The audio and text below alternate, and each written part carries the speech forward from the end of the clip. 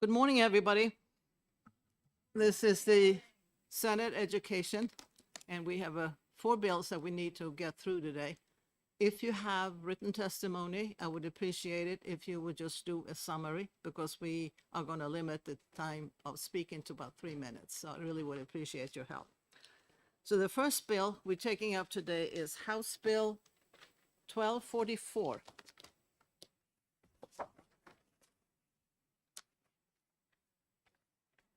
That is relative to parental consent to medical and dental treatments of children to schools.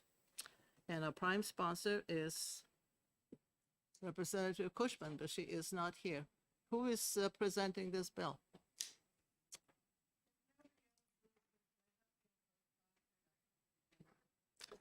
Well, is he out there? Well, I can just read the bill and introduce the bill. So I think that's what I'll do.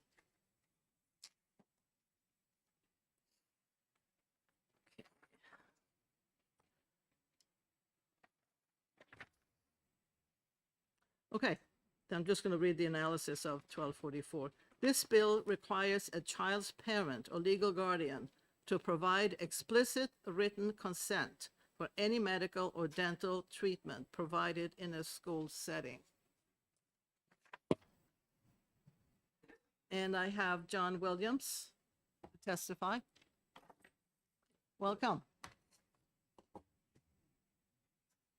Senator Ward, good morning. For the record, my name is John Williams. I'm the Director of Legislative Affairs for the New Hampshire Department of Health and Human Services, and I want to thank you for this opportunity to come before your committee on HB 1244. This is a bill that was sponsored by Representative Leah Cushman. The representative worked with the Department of Health and Human Services, also with the Department of Education as well, on the bill as it originated in the House. The language has been amended to reflect some of our concerns around the bill, but yet honoring the underlying intent of giving parents the, which is actually currently in effect, the ability, but the right to consenting for treatment for children for oral health. Our read of this clearly, and working very collaboratively together, represents that this is a one-time transactional event. In other words, that it would be a one-time consent, perhaps at the start of the school year at other appropriate time. And that concludes my testimony and observations of wanting to put that onto the record. Thank you, Senator Ward. Thank you very much. Any questions from the committee members? Senator Khan. Good morning. Good morning.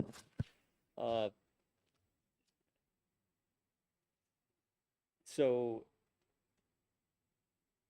it is current practice for this kind of sign-off to occur once a year for all children to receive dental or health care in their schools. And Senator Ward, I would have to defer to others in response to what the current practice is in the school setting. Unfortunately, Dr. Sarah Finney, who is our Medicaid dental director, was not available here to attend, but perhaps others might have an answer to Senator Khan's question. My understanding it is for medical treatment, dental treatment, that parents do have to consent to treatment. So this just puts into statute what is otherwise recognized in other areas of law. So I guess, Madam Chair, what I'm wondering is and maybe it's just carry the question back to an appropriate person, or maybe there's another better appropriate person in the room,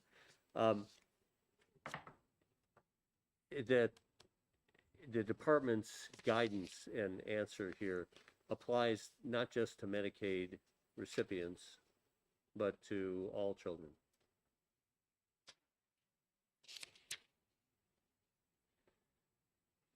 I would defer to others within the audience. I can certainly respond to sections 1 and 2 of the bill that both are in what I would otherwise call the Department of Health and Human Services statutes under 126A. That would be our statutes, but section 3 I would defer to the Department of Education on that piece. I just want to restate for the record that the clear reading of the language, and it was run by our general counsel for the program area for the Division for Medicaid Services, views this as a one-time transactional event. That's helpful to hear. Thank you. Thank you. And the department opposes the Actually, we didn't take a position on the legislation, and again, it was a collaborative effort. We really appreciate the prime sponsor's Okay, so willingness sort to of work with us. Neutral. Somewhere in the middle. Okay, Yes. thank you very much. Attorney Diana Fenton, could you help us out?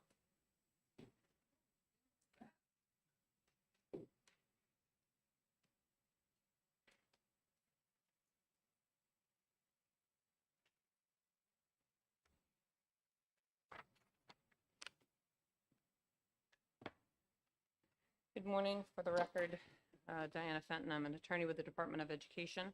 I'm happy to answer any questions. Senator Khan had a specific question. Senator Khan? I just, because it was Health and Human Services, I wanted to be clear that the department, which would be primarily administering a Medicaid to schools program and reimbursements, I would understand that they would be very concerned that those clients had permissions in advance and wanted to have some feeling that this applies to all children currently as a one-time sign-off, and this is essentially codifying what we currently do. I will defer to DHHS on that portion. I can speak to the DOE portion, which is section 3. Yeah. And when you look at it in context, so when you look at RSA 200:27, school health services, which this is adding a new section in, but it's a subsection of RSA 200:27. Says a local board in each school district may provide school health services to include school nurse services and school physician services to every child in school age in the district. So it's not limited in that sense. So when you put it in its context, I think it's open to everyone. I hope that helps provide some clarity from DOE's perspective.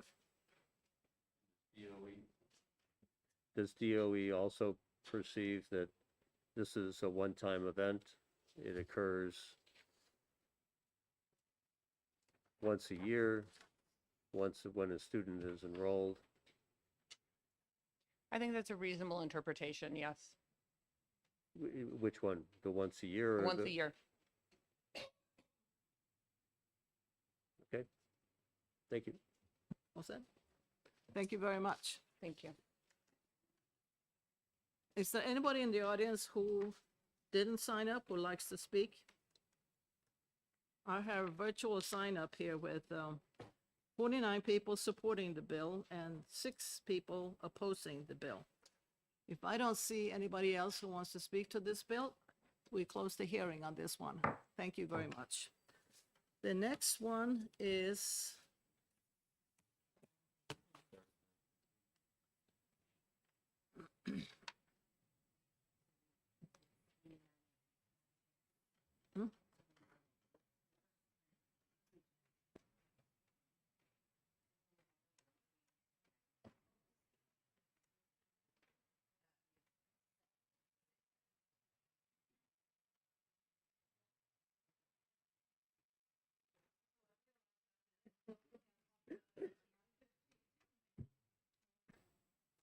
so you have a few minutes if you want to go out in the lobby and walk around and come back here at 9:15 when we take up 1639.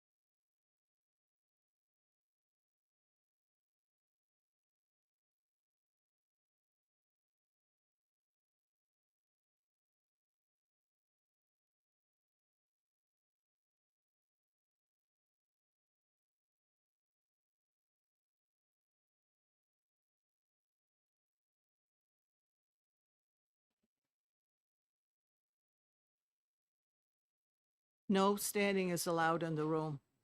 9 seats.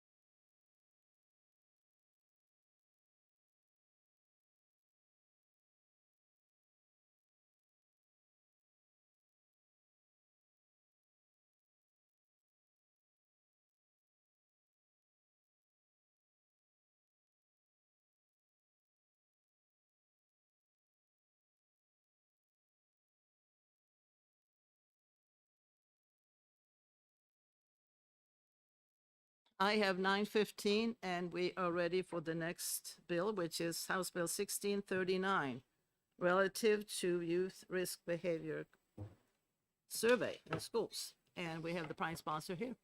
Representative, welcome. Thank you, Madam Chair and members of the Senate Education Committee. For the record, I am Ralph Bohm, Hillsborough District 20, the town of Litchfield. Some years ago, I introduced a bill that put a rein in on non-academic surveys. Parents had to be notified and questions provided. First bill was opt-out, later opt-in. Bill finally passed. Argument that schools in some cases get money for doing the surveys. I guess in some surveys, selling student information is okay. However, the youth risk survey was left in as opt-out. I received an email a few weeks ago stating that in that 20 were opted out. Now let's look at the numbers. So out of 100 students, just bring it up, 76% took the survey. Say that even if 50% took it seriously, that means 38 students out of 100 answered the survey. So what percent does DHHS say is enough?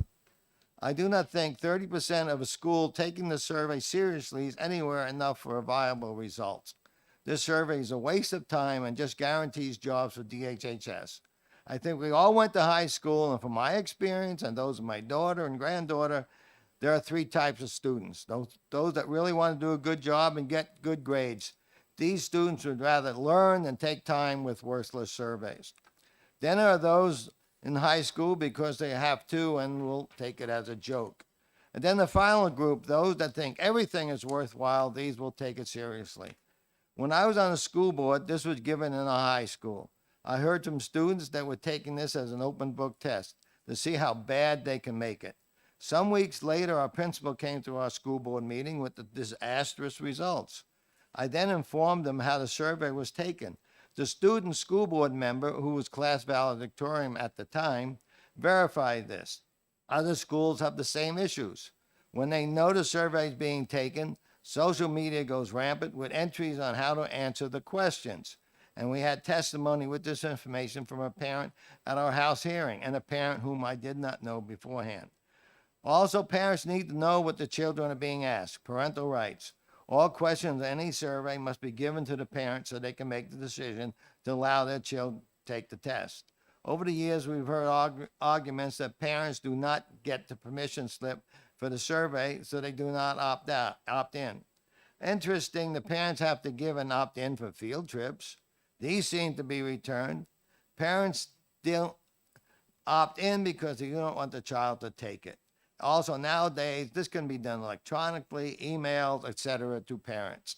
Opt-in may force parents to read the survey to determine if their child should take it. And it's been proven time after time that no survey is anonymous. The first 7 questions in the survey, one can easily determine who is answering the questions. Age, grade, sex, race, height, weight, etc. Questions on using drugs and sex, anyone can guess who will answer correctly if they are. And questions on drug, drinking, sex, suicide can also serve as training aids. We've seen this in the past with some police drug programs. Parents need to know what questions are being asked of children. If the parents are specifically asked to opt in, they will take the opportunity to check the questions. Please investigate the survey yourself. Just go to the DOE website and do a search for YRSB. The survey that I have given is factual, even though I was called a liar at the House hearing and on the floor of the House. Only people that were lying did that. So also there is an old computer thing called GIGO, garbage in, garbage out. And that's what's happening with this survey. Also, from Benjamin Disraeli or Mark Twain, depends. There are lies, there are damn lies, then there are statistics. And these statistics are really bad if they're used for people doing suicide prevention and all that kind of stuff. Thank you. Thank you. Questions from the committee members? Senator Khan? Thank you, Madam Chair. Good morning, Representative. Morning. I was wondering, can you share what school that was that had the results? I don't remember what school it was, just that the person, it was somewhere around the Lakes region, and the person sending me the survey was against the bill, but then they gave me that information with the saying, I mean, that proves my point. So I don't remember what school it was. But this parent that testified at the House hearing was from Brookline Mason. I didn't even know who that person was. So there are, I mean, it's going around the state. This is not a good survey. Thank you. Thank you. Senator Rishardi? Good morning, Representative. Morning. Did I hear you correctly? Did you say that the data is sold? No, I'm saying in some surveys, it is, not this one, in some Okay, other 'cause survey. It's my That's- understanding that this is, not sold, it's, Not this one, Okay, no. just wanna But make there sure I was heard. surveys going around, which is why I came up with the bill some years ago, because schools would using those surveys because they were getting money for it. Not, this one is not, no. okay. Any other questions? Thank you very much. Thank you. Next, we have Representative Patricia Cornell. And I have to remind you that if you have written testimony, we'll read it and concentrate on your, focus on your testimony and try to keep it down to 3 minutes. Thank you. Good morning. I am Representative Patricia Cornell. I represent Manchester Ward 11, and I serve on the House Education Committee. I'm here today to ask you to vote inexpedient to legislate on House Bill 1639 relative to the Youth Risk Behavior Survey. The information from this survey has been used by schools, law enforcement, and community agencies for 29 years. Currently, any parent who does not wish for their child to participate only needs to notify the school of their wishes. That is detailed under RSA 186:11, along with requirements for parental notification and the opportunity to review the document. And it's so easy to review the document. I was just checking last night to make sure, so I Googled New Hampshire Youth Risk Behavior Survey. It immediately came up, the 2019 survey, all of the questions and all of the results broken down by male and female with the percentages. So it's completely easy to find. HB 1639 seeks to reverse the process and opt in to participate. After 36 years in education as a guidance counselor, I personally know that opt-in does not work, even for high-interest field trips and activities. Kids are forgetful. Lives are busy. Permission slips, even if signed, are often left on the kitchen counter. I remember making many, many phone calls to parents on the morning of a field trip for a crying student to get permission for them to go that day because we didn't want them to miss it. I'm sure there are a few students who don't take it seriously and fill it in any old answer they want to. But I believe there are many more that take it seriously because this is not a joke. And I think sometimes it can sound like there are more students who are taking it as a joke because one will say, oh, I just filled in any answer, or I made this up, and their friends will say, oh yeah, me too. But I don't believe that that really happens. Just last week, when the House Education Committee was hearing testimony on Senate Bill 234, requiring the phone number of suicide hotline to be on student ID cards, the Women's Foundation testified in support of that bill and used questions 25 and 26 from the Youth Risk Behavior Survey as evidence. On the same bill, NAMI used the 2019 survey information that 18.8% of high school students considered suicide and 8.9% attempted it. The information from the survey isn't a joke, but it's real issues that our students are dealing with. Now, I know there are representatives from community agencies here to testify, so I'll end and ask you again to please vote ITL on HB 1639. Thank you very much. Questions you. from the committee members? Senator Khan? Yeah, thank you, Madam Chair. Representative, good morning. Good morning. Maybe it's going to be helpful for us to have somebody who can document for us the difference between an opt-in and an opt-out survey. And maybe from your expertise, I remember some testimony when we said that non-academic surveys would not be administered. I view this survey as an academic survey. Do you agree with that? Because this is used for academic purposes, health classes must inform a number of academic coursework in schools. I think it's used in schools for different reasons. It's used by agencies. The opt-in, I think at one point they changed it to opt-in, and the number of responses they got made the survey useless because there wasn't enough response. And like any other survey or academic test, it's built in that they know there's going to be a number of fault answers or made up answers with any test, even the annual academic testing that we do in schools. They know that there's going to be some kids that fill in the dots or put down, and that's built into the results. That's taken into the results. When we hear from another representative that 24% of students opted out, sounds like the opt-out is working. I don't know where those numbers came from. I don't know. Yeah, I neither have do I. not seen it written down that 24% opted out. I don't know where that number is coming from. Neither did he, but thank you. Anybody else from the committee? Thank you very much. Thank you. Next one is Representative Alicia Lucas.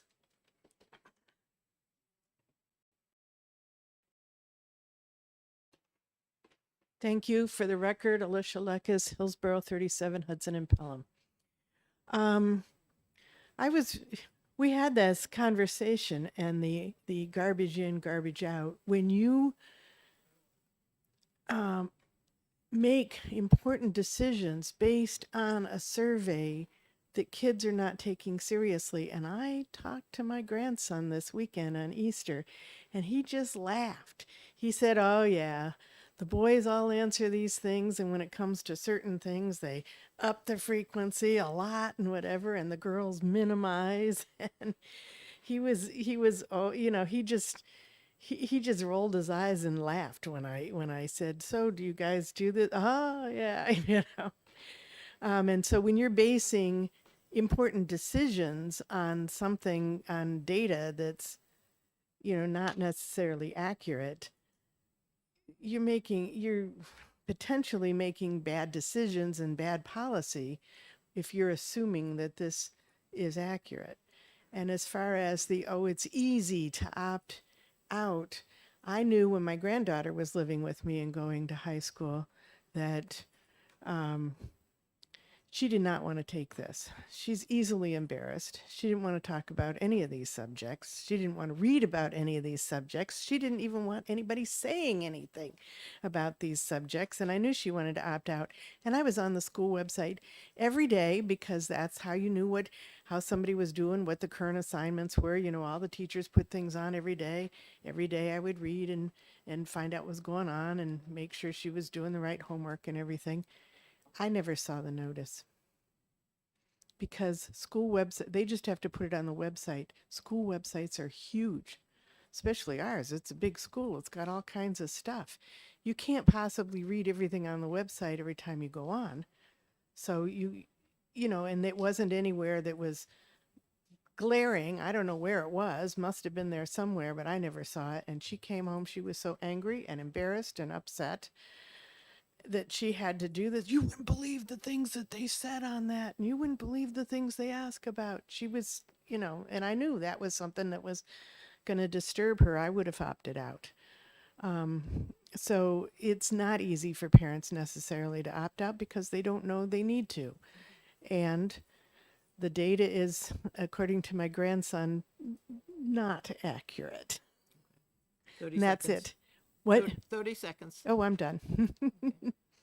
Questions from the committee members? Seeing none, thank you very much. Thank you.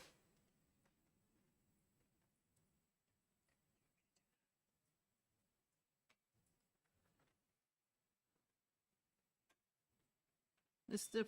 Frew. Very Frew.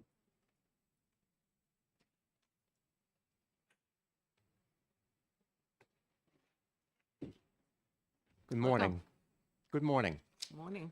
Madam Chair, members of the Senate Education Committee, thank you for the opportunity to address you this morning. My name is Jerry Frew, and I'm the Associate Executive Director with the New Hampshire School Administrators Association, whose members represent every district in this state. I appear before you today to provide testimony in opposition to HB 1639 relative to the Youth Risk Behavior Survey opt-in provision. The YRBS survey, which is administered every other year, provides valuable data to school systems, community partners, public health officials, and others who rely on the scientifically research-based instrument to develop programs for children and families in our local communities.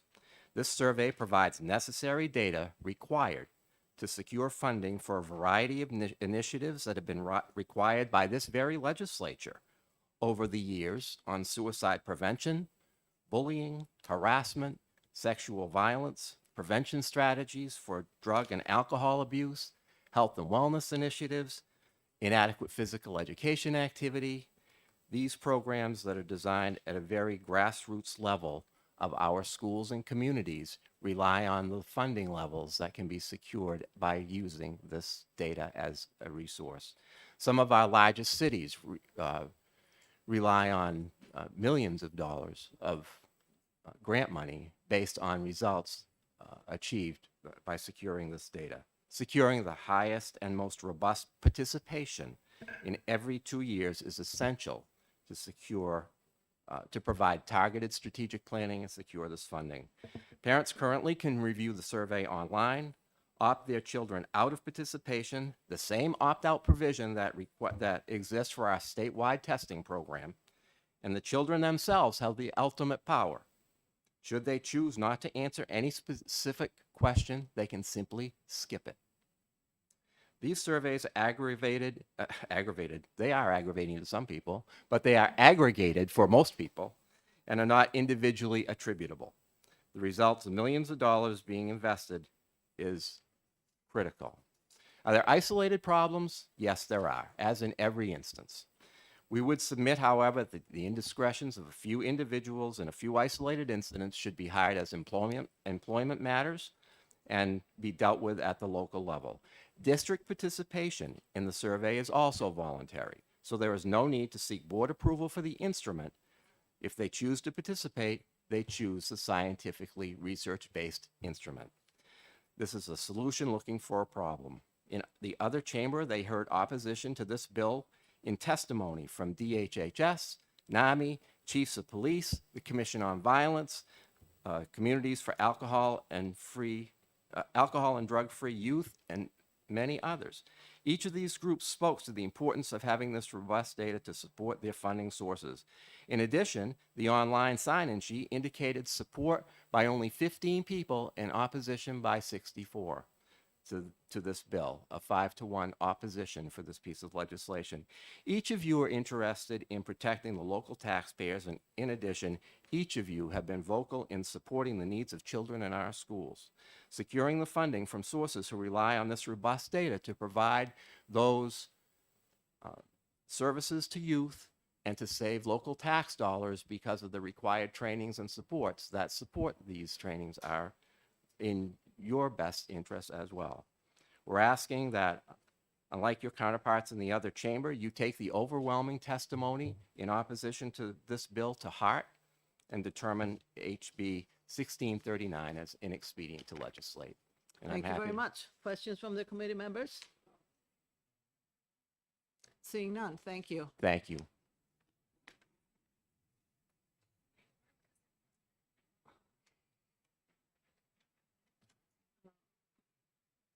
Let's see. David Goldstein? Is that a David Goldstein? Madam Chair, while we're waiting a second, might I ask Mr. Frew a question? Certainly. Mr. Frew, if I could ask you one question. Are you aware of any schools' data about the opting out, what the statistics are?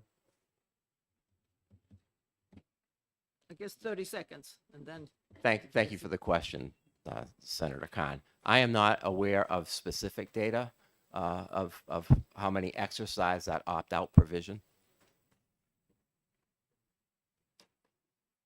thank you.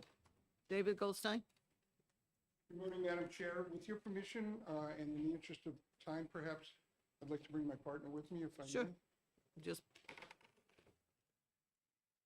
Because this is also her first time before any committee, so I'm her moral support. it'll be a good experience, so. You're still at the time limit. If you can concentrate or figure it out in 3 minutes, that would be great. Absolutely. Thank you. Absolutely.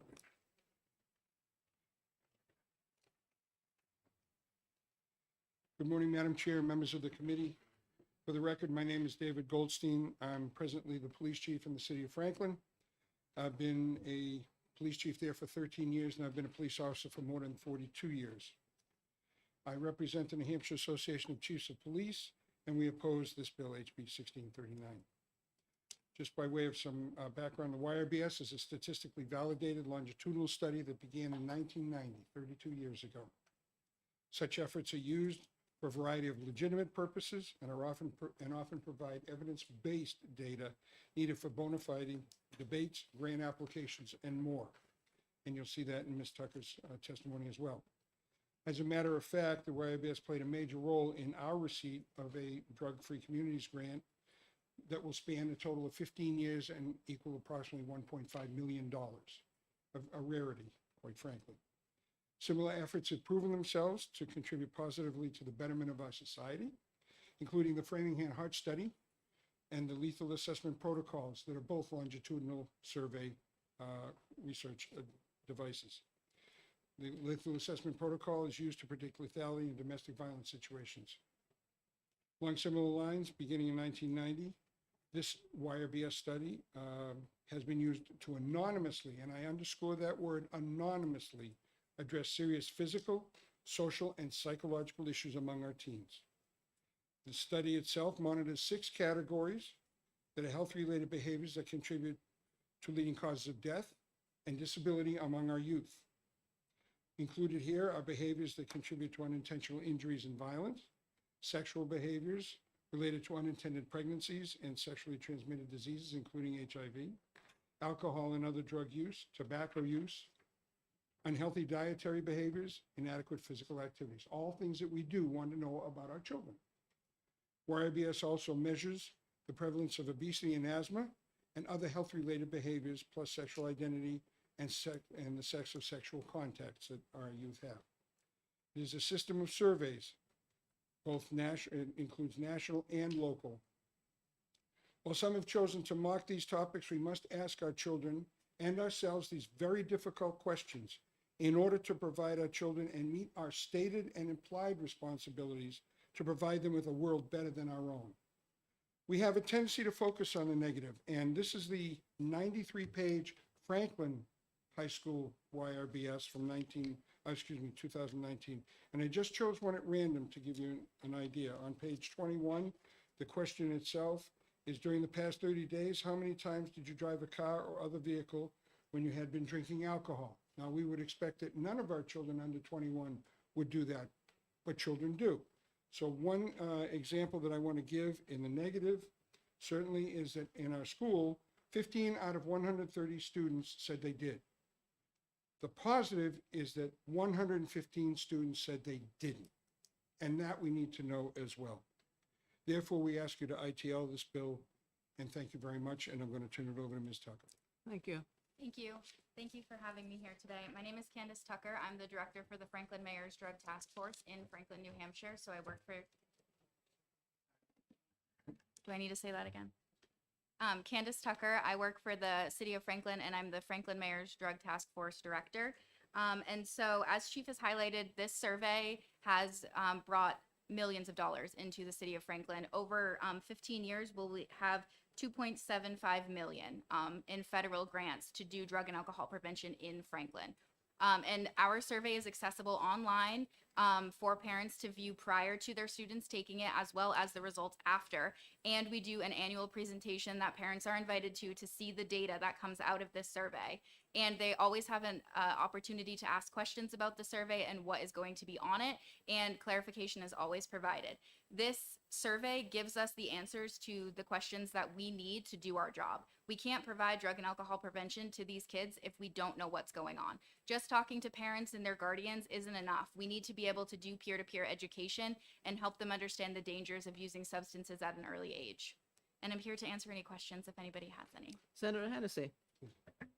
Thank you, Madam Chair. Thank you, Chief. And could you tell me how have these millions of dollars been helpful to Franklin? What are the outcomes that have resulted in Franklin receiving these funds? Sure. So there's a lot. We've had our grant for 12 years now. In total, we'll have it for 15. That's 2 different grants. So some of our big things is we've been able to ban the sale and possession of kratom and K2 and spice in our community. Those are synthetic drugs. And that is enforced by our police department. That went through our city council. We've also done numerous activities to educate families about substances. We do our annual event where we do the presentation about the data to educate families. We have multiple awareness campaigns that go throughout the year. We have a youth group at the middle school that does peer-to-peer education. Currently, they're working on mental health, stress-related coping mechanisms. Mental health and vaping is a big problem in our community, which we've collected data through our YRBS. So we've been able to implement campaigns for that. I could go on and on, but. Follow up? Thank you. But besides of all of these campaigns that the millions of dollars have funded, what are the outcomes that you've seen as a result of this funding? We've seen a decrease in K2 and spice usage in the community over the years. We haven't got our current data back yet, but from 2017 to 2019, there was a decrease in that. I don't have all of the data memorized, but those are some of the larger outcomes that we've seen. Any Senator, other- I'm happy to provide the committee with copies. It's just that it was a 93-page report, and we're not a rich community. That'll be great. Thank you. Any other questions from the committee members? Senator Shardy. Good morning, Chief. Candace, thank you for your testimony. Is this survey given just to high schoolers or is it given to middle school? So the high school is through the state of New Hampshire, and the guidance counselors and myself, we help facilitate that at the high school, and that is paid for and analyzed through the state. Because of our grant, we're able to give it to our middle school students, but the Drug Task Force pays for the administration and analysis of that survey. Follow up? Follow up? With the funds that you receive in the grants, is it allowable to, where you see a need at a school, to actually hire a social worker to address some of these concerns versus just, programs? Yeah, so our current grant actually supports 3 positions. So my position as the director of the project, we have a full-time epidemiologist who is collecting data so that we can further our prevention efforts. And then we also support a student assistant program coordinator at the middle and high school, and their job is to do on-the-ground prevention work with our students in the school district. Follow up? Follow up? Sorry. So, part of our job is to just hear what everyone has to say, and that includes the parents. And so I've had a lot of feedback, and predominantly the concerns I've heard from parents are more of the questions that are of a sexual connotation. They feel that their job is to teach their children that, but they aren't so much opposed to the drug prevention and alcohol prevention, because they do see that as part of a safety issue and protecting in the school. Is it a possibility to satisfy everyone to divide that survey where the sexual questions would be portioned out separately? So I can speak to that sort of. So we focus, of course, on the drug and alcohol prevention questions. There is a state committee, I believe, I just asked about this actually. So there is a state committee that discusses all of the questions that are going to be included that are pulled from the CDC survey. So there is an opportunity to pull out or add a certain amount of questions, but we have to stay within the regulations so it can be compared state to state. So the YRBS can't be completely taken apart. It has to follow some parameters so it's comparable amongst states. Thank you. May I address that as well? Thank you. Also, from a methodological and statistical and statistical analytical point of view, by pulling something out of an established research document, we now skew the results. In other words, we can take, through multivariate analysis, we can take all of these sections and we can compare one to the other. So is there, for example, in the Framingham study, that's the study that showed a relationship between high blood pressure and high cholesterol. But if we took cholesterol out of that because people like to eat and they like to eat what they like to eat, we wouldn't know that, for example. So there is a legitimate scientific, social scientific basis to this as well. And quite frankly, the questions are not the type, and as a parent myself, they're not really the questions that I would be asking my daughter about her sexual activity. They're more along the lines of sincerely health-related and sexual behavior that could lead to health-related issues that we certainly don't want to see our children suffer from. And Senator Khan. No, sorry. Sorry, and I just wanted to add that there is the opt-out option. So if parents don't want their children to take this survey, they can opt them out from taking it, and they have plenty of prior notice to do that. Senator Khan. Thank you. I've heard in the past that an opt-out survey generally has around a 90% completion rate, that an opt-in survey will generally have around a third of people participating in it. And I'm wondering, the granting agencies that from which you have received funds, what are their requirements? Would you have not received the funds had you not had an opt-out survey? Meaning, had your completion rate been a third on this survey, would you have not qualified for the funds that you received? Frankly, we wouldn't have been able to complete the survey. It has to meet a certain threshold for it to be anonymous and useful data for us. And so without this data, we certainly would not have received any of these grants.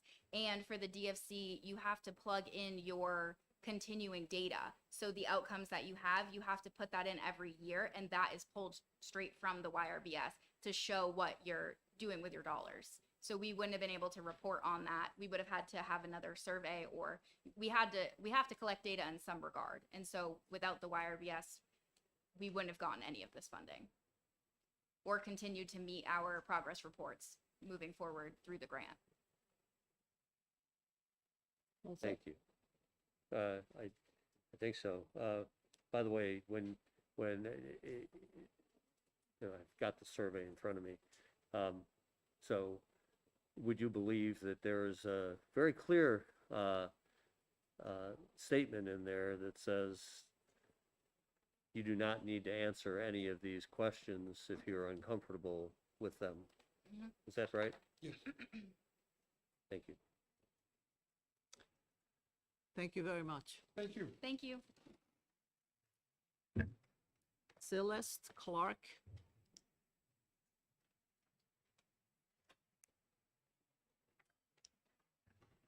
Good morning. My name is Celeste Clark, and I'm the director of the Raymond Coalition for Youth, and I thank you all for letting me come and speak to you today.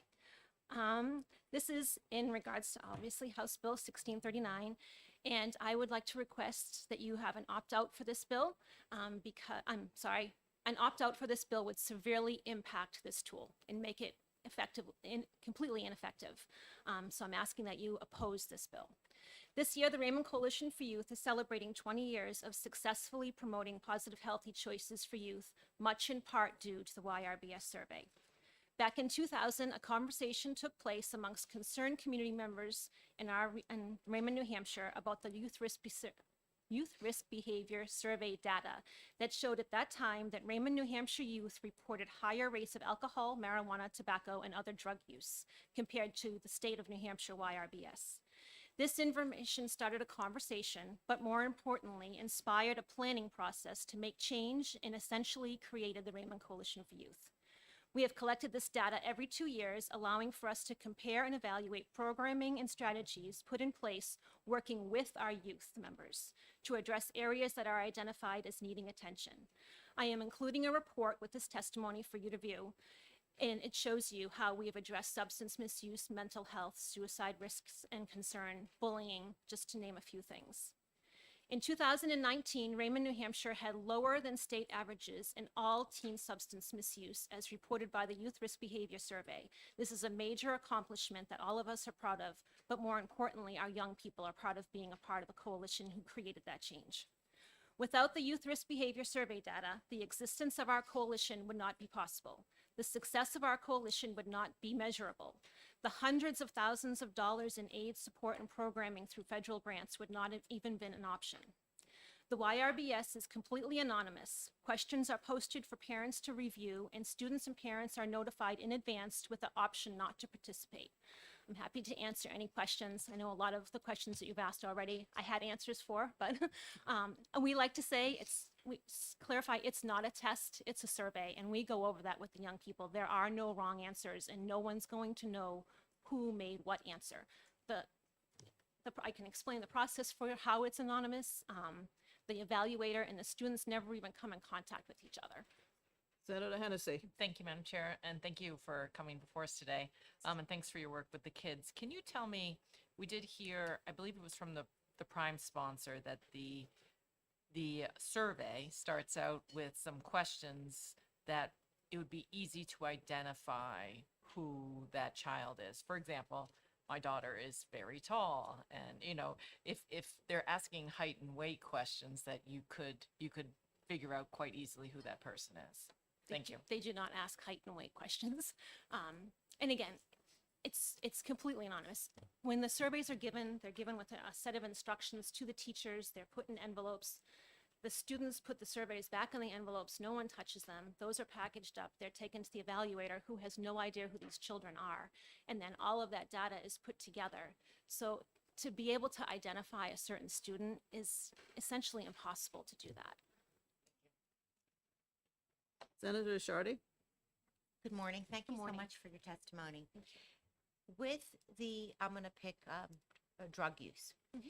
With the results of the survey, how has the drug use been reduced? How have we done that, or how? Well, how has the percentage of drug use dropped because of the results of the survey? So I can give you one example, and again, I have this whole printout for all of you. In 2007, Raymond, New Hampshire passed 30-day use of alcohol was 47% reported by our students. And in 2019, that dropped to 23% of students reporting drinking in the past 30 days. So we share all of this data in graphs with our students. Our students go through this. Our parents know about this. We have community presentations. Every year we do a prevention summit. This data tells the story of our coalition. This data tells what we've been working on. A great example would be alcohol has always been something that's been very concerning to us and our students. And this year, working with our young people, alcohol is not even on their radar. Their top concern right now is vaping marijuana and prescription drug misuse. So we can take that data, have a conversation with our young people, and then put programs and strategies in place to address those concerns and try to create change in a positive direction. Senator Khan, do you have any questions? Does your group receive grant funding? We Thank you. do. So we are also a past recipient of a drug-free community grant, and currently we have a comprehensive Addiction and Recovery Act grant. And both of those are federal government grants that require us to collect this data. So as Candace had mentioned, we need to have progress reports showing where our data is to show the effectiveness of the money that we receive is making a difference. May I? Follow up? And if this survey was an opt-in survey, would you be unable to apply for the funding that you received? The opt-in essentially would kill this survey. With no disrespect to parents, I think we can all agree we're all very busy. We don't read every single email. If this was required for an opt-in, it would be very difficult to get enough students participating. I can tell you, we have an opt-out right now, and of all the years that we've been doing this, I think one family in our district is the only family that's ever opted out of it. So there's no way, I mean, it would be a very small percentage. I don't know where he got his numbers, the 24%, I think he said. I've never had that, never mind 24 people, never mind 24%, so. Thank you. Senator Shardy. So in trying to find the balance in all of this and what would be best for everyone, so many parents said, I didn't see the email, I didn't get the email. Would it make sense to have a direct letter sent, better communication to ensure that the parents can exercise their right? That would be a possibility, absolutely. The reverse of that, if the parents aren't seeing the email and not seeing the letter, that speaks to the fact that the opt-in would essentially kill the survey if that was something that they had to opt into. We do our part to raise awareness to the survey coming. We have conversations with the kids. I can tell you our Youth Action members advocate for this survey because they know how important this data is. This is their voice. This is giving them an opportunity to say what's happening. The data is very viable. The evaluators have ways of weeding out the information that's not correct if somebody is lying on it or not taking it serious. The series of questions that are asked, the way that they're asked can take kids out that, for instance, if they said they've never smoked a cigarette and then they report that they smoked a cigarette in the past 30 days a little bit later on, that would kick that survey out. That wouldn't be a valid survey then because they're not telling the truth, if that helps. And if I can just address I know you had asked the question about sexual questions that were asked. We also do a survey at our middle school level, and we have a team of people who evaluate all the questions. Is there something that we should be concerned about? Because at the middle school level, you can take the questions in and out, as Candace had mentioned. And the sexual questions came up by our guidance counselors and our student assistance people, and they were concerned about COVID and how many students were home alone with adults who they may not typically be home alone with, and they wanted to ask those questions to get that information, and it went before our school board. And do you want us to take them out or leave them in? The school board said absolutely leave them in, and because that's very important data for them to have. Any other questions? Seeing none, thank you very much. Thank you. Holly Stevens.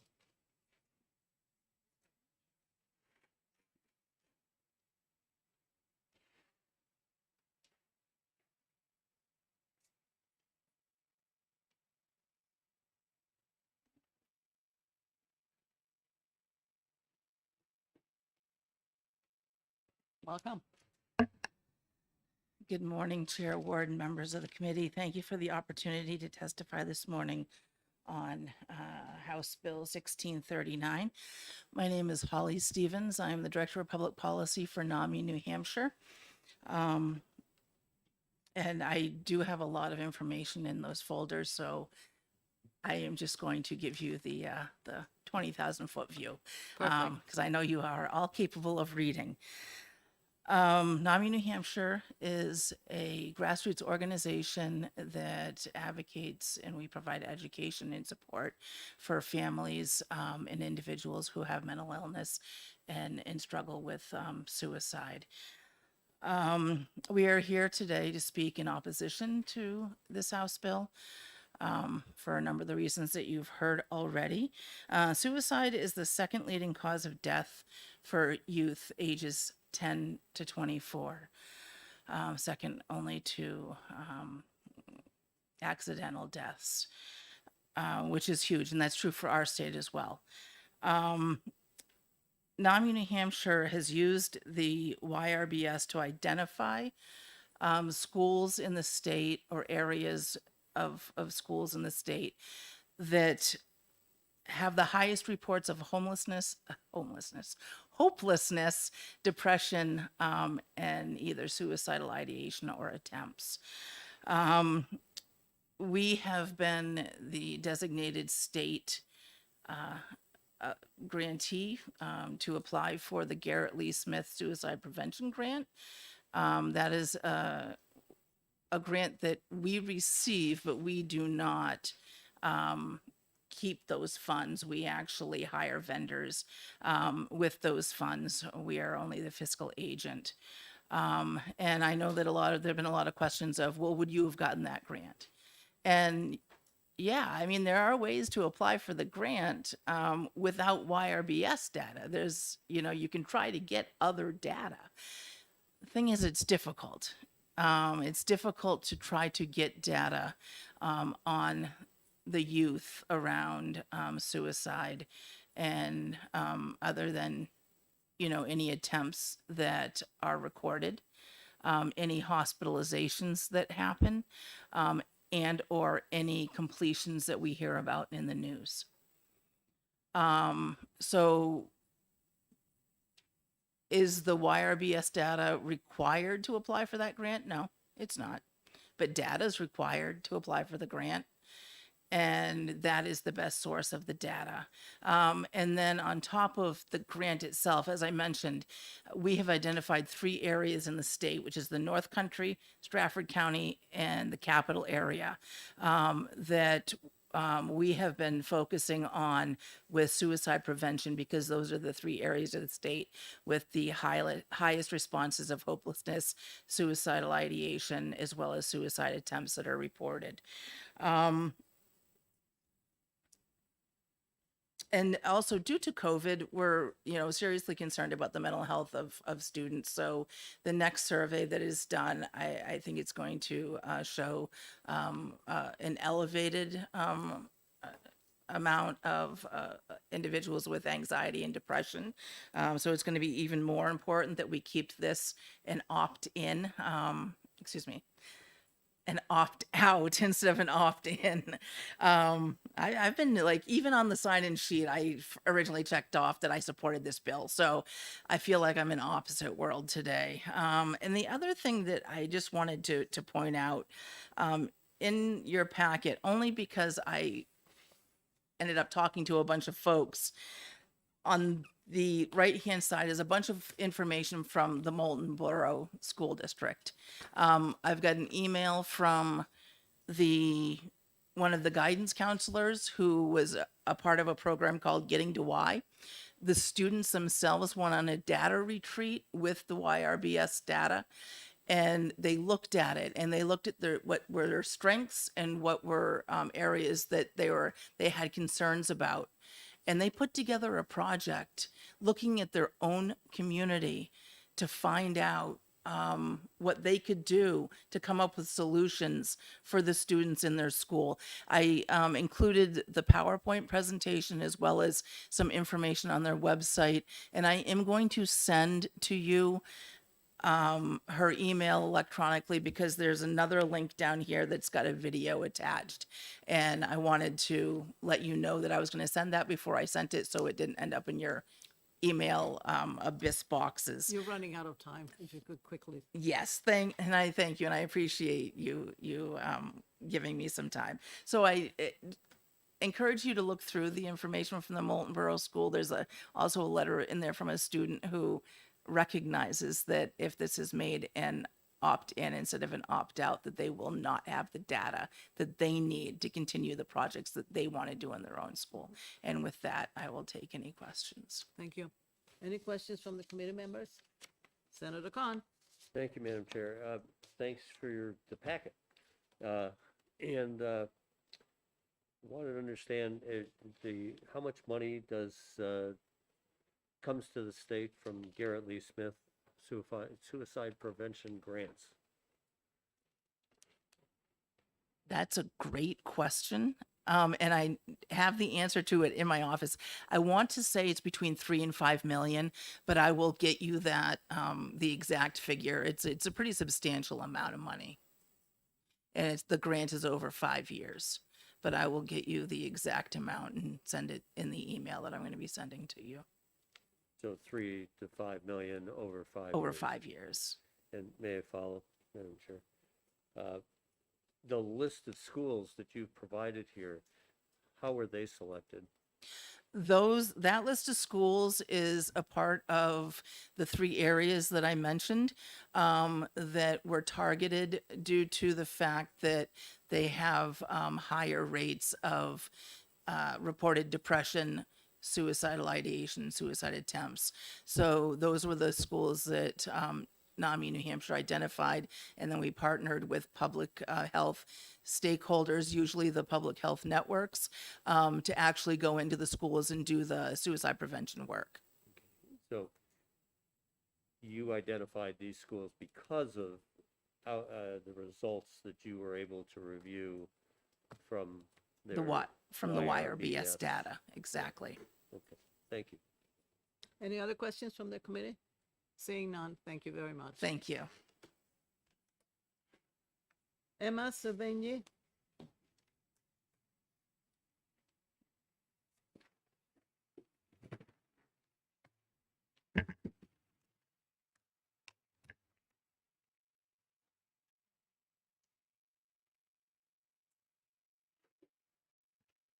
Good morning, members of the committee. Thank you for having me today. For the record, my name is Emma Savini. I am the Children's Behavioral Health Policy Coordinator for New Futures, which is a nonprofit, nonpartisan organization that advocates, educates, and collaborates for the health and wellness of all Granite Staters. In front of you, you will see my written testimony and then also testimony from one of our advocates that was unable to join us. Additionally, in your inboxes this afternoon, you'll be receiving an email from some students in the Plymouth area who were unable to come this morning because they had a 2-hour school delay, but they are going to record their testimony and send it to you. We are here in opposition of this bill because it weakens New Hampshire's youth behavioral health prevention and treatment systems by limiting access to data needed to inform youth safety and wellness policies and programming throughout the state. As you've heard from many people, the data provided by the YRBS is crucial to preventing all sorts of unhealthy behavior in students, and also provides data needed to apply for grants to provide further programming to help our students.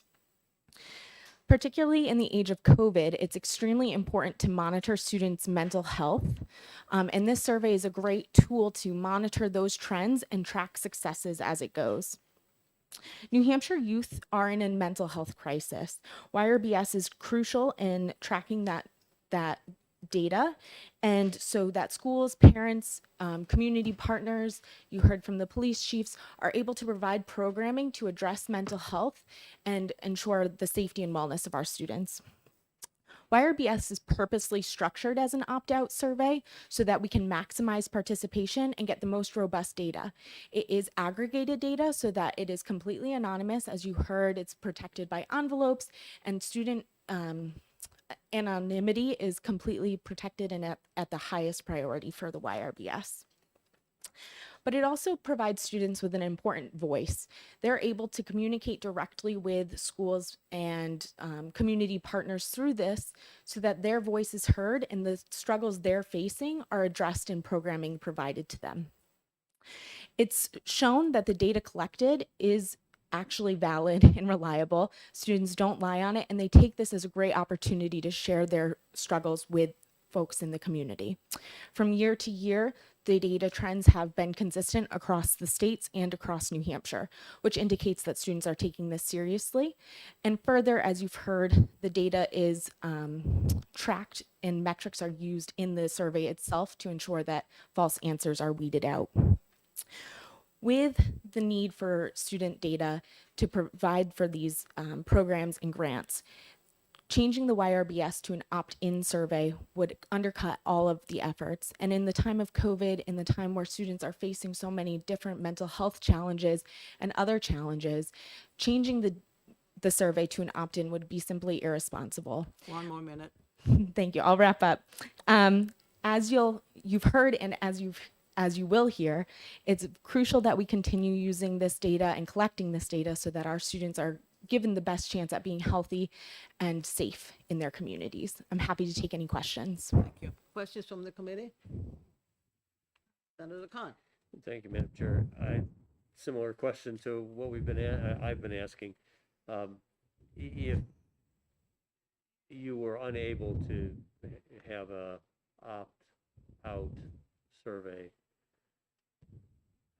how much money do you receive as a result of the use of this survey? And do you feel that you'd be at risk for any of those dollars? Thank you so much for your question. New Futures does not receive any funding directly from YRBS data, but a lot of our partner organizations who use the data and receive grants from the data share that data with us and share their experiences with us. So you'll hear from them more specifically on funding that they receive. Seeing no other questions, thank you very much. Thank you. Thank you. The next one has a beautiful name, but I can't pronounce this. Chahur Chakra. With your approval, I would like to have Trisha Kitty to join me. Pardon? With your approval, I would like to have Ms. Trisha. Yes. Do we have her name here? Is she listed on the Good morning. My name is Patricia Tilley. I'm the Director of the Division of Public Health Services for the Department of Health and Human Services. And Chawai Chawla is our Chief of Health Statistics and Informatics. Okay. Thank you. So You've heard dear, the rules, right? excuse me?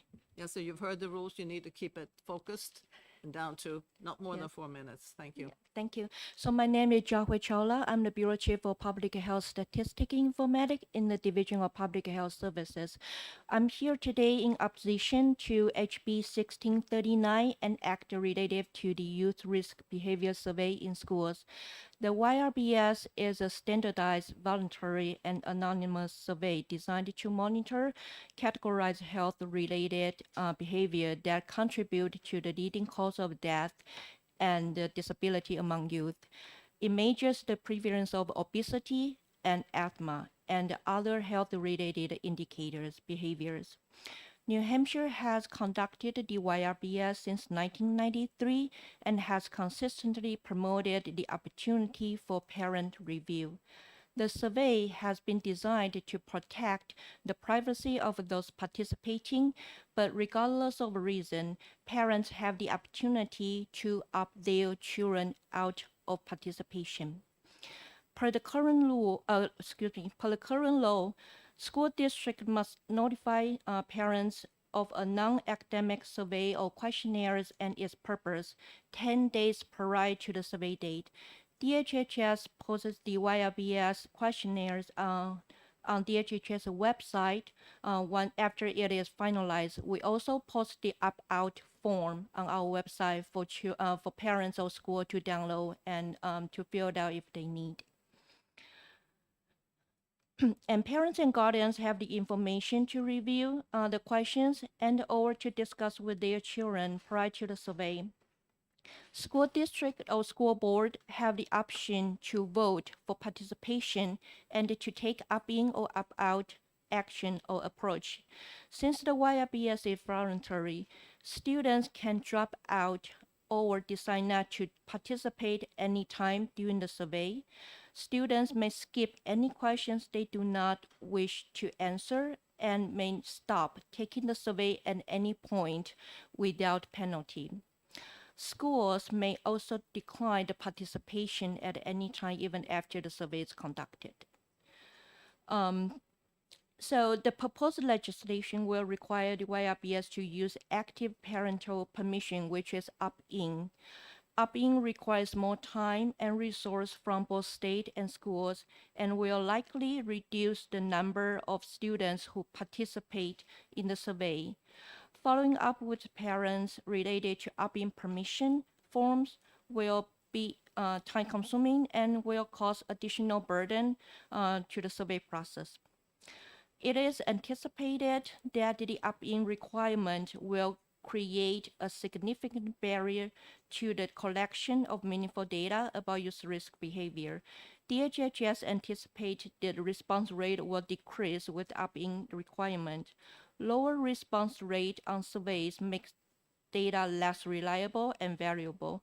And if the response rate goes below 60%, 60% overall in YRBS, the survey will not be representative of the New Hampshire high school students population. As a result, the opt-in requirement will create a situation which New Hampshire community and schools may have no school-specific data available. In order to One more minute. Thank you. In order to preserve access to important information that is representative of the needs, strengths, and risk to New Hampshire youth, DHHS opposes the change described in the House Bill 1639.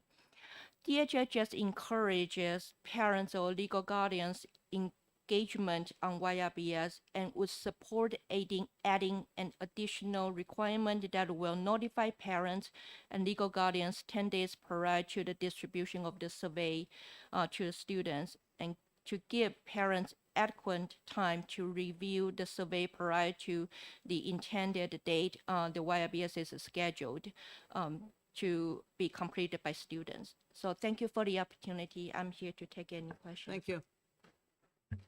Any questions from the committee members? Senator Hennessy. Thank you, and thank you for coming before committee today. Can you just tell me or confirm, when a school gives the survey, what time of year is that, and do they all have to give it on the same date? You mean, do they have to do the survey on the same day? Correct. That is the practice that we are taking. We do offer makeup date. For example, if there's a snow date, then they can do the makeup. The purpose is to have students who participate the survey can take the survey on the same day, ideally on the same time, so that their school can block the time block to administer the survey. Follow up? Follow up? But each school has to take it on the same day? No, On the no, s- no, no, Oh. no. They can schedule their day based on their availability. So we thank did you. provide a range, like, within 3 months, they can choose a day. Okay. Yes. Thank you very sorry. much. Any other questions from the committee? Senator Khan. Yeah, thank you, Madam Chair. I guess I'll ask the same question again. The impact of this information qualifies the department for some funding. Sure. Thank you, Senator. So this information is incredibly important. It informs almost every aspect of our public health work. So we use this data so as we understand injury prevention, risks to things like texting and driving, seatbelt use. That is a part of some of our injury prevention work. It informs some of our work around primary care, prenatal care, teen pregnancy prevention. And so we incorporate that data there. And really what I think is more important than whether or not we can check the box that we have this particular data or not, is that it's really the only long-term longitudinal data that we have to see whether we're successful in what we're doing. So New Hampshire, for example, has long boasted that we are one of the states with the lowest teen birth rates. We use this data in order to ensure that we have accountability within our programs, within our health programs, to ensure that we're reaching those populations that are most in need. And we do this in every aspect, whether it's vaping, whether it's teen birth, and certainly when it comes to drug and alcohol use. Any other questions? Are there any funds at risk? There are likely not DHHS funds at risk, but the funds that are at risk are often many of those community-based programs. And more importantly to us, it makes us less accountable. We wouldn't have the information to know whether the resources that are given to us by the general court or through our other federal funds are working. We use this data to figure out whether what we do works. Thank you. I don't see any other questions from the committee. Thank you very much. Thank you. Anne Marie Banfield.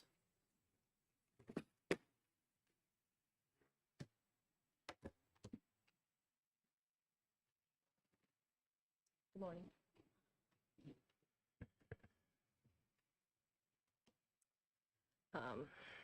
For the record, Anne Marie Banfield, I am a parental rights advocate in New Hampshire. I am in support of this bill.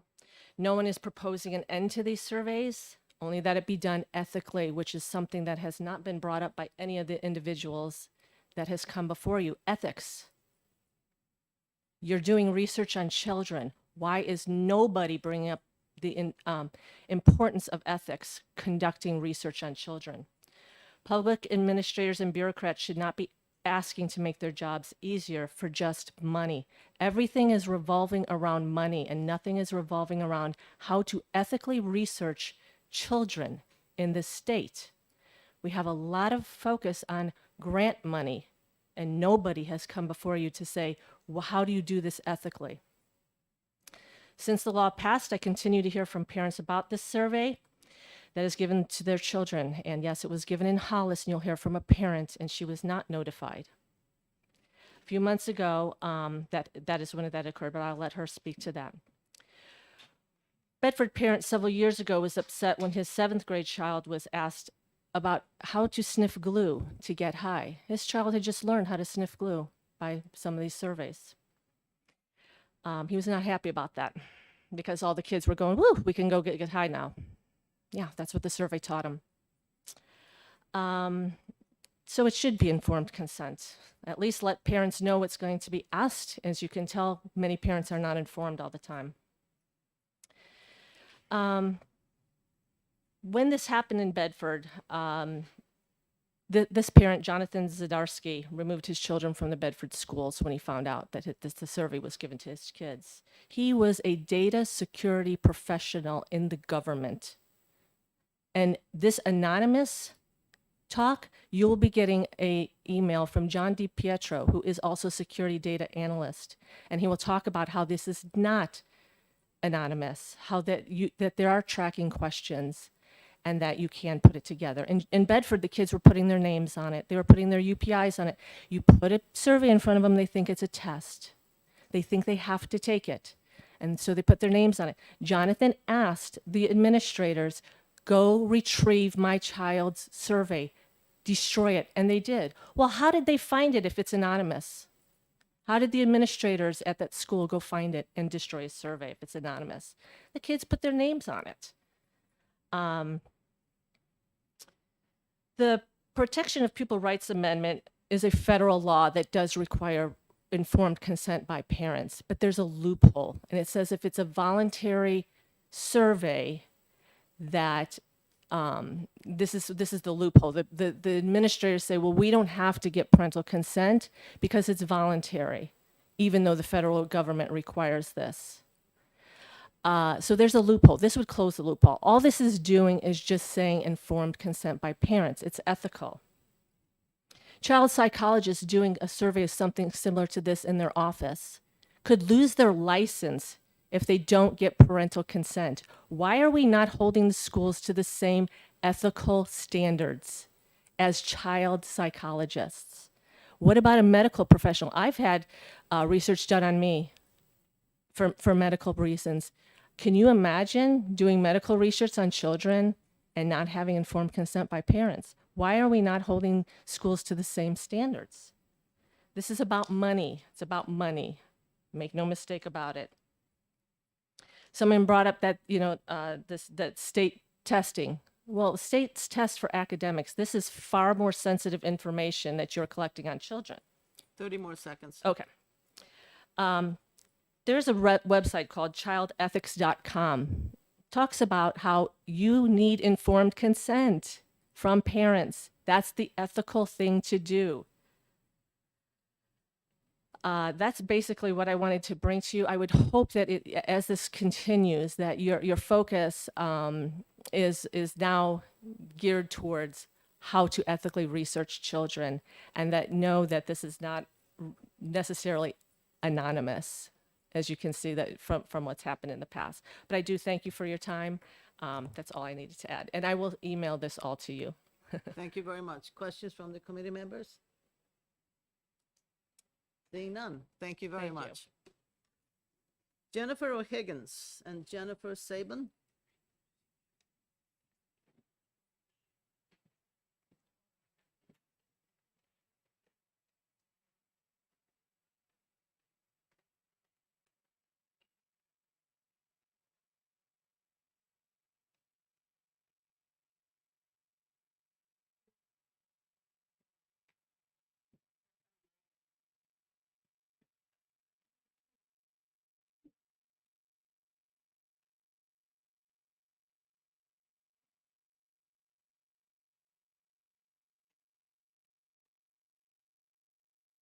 Welcome.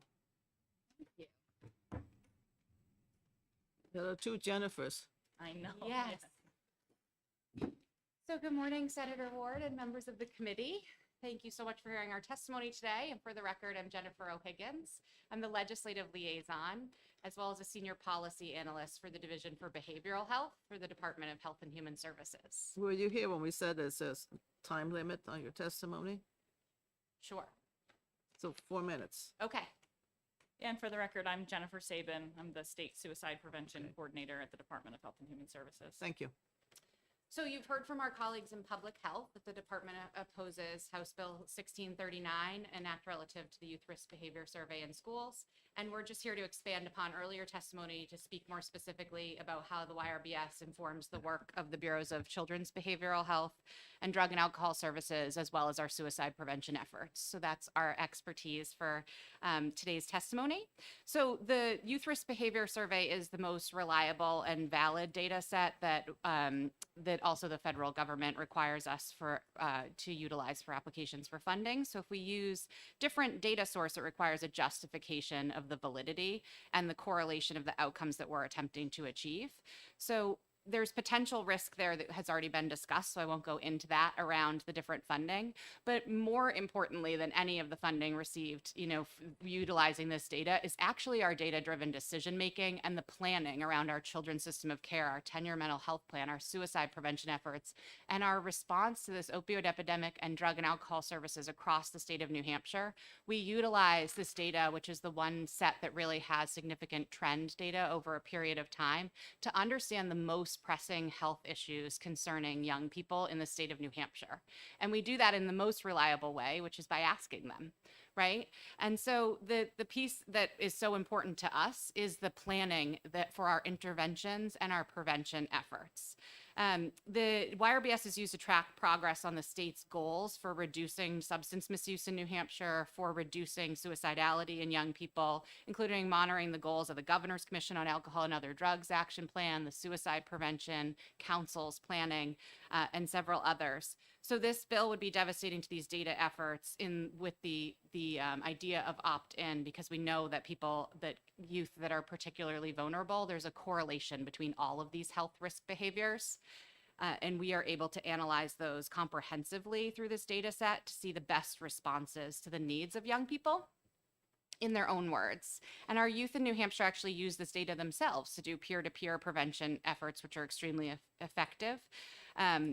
In reducing access to collecting the data set not only affects the students that are in our schools today, but impacts students in the future of New Hampshire. So we would not have that information that's so critical to our prevention and intervention planning needs.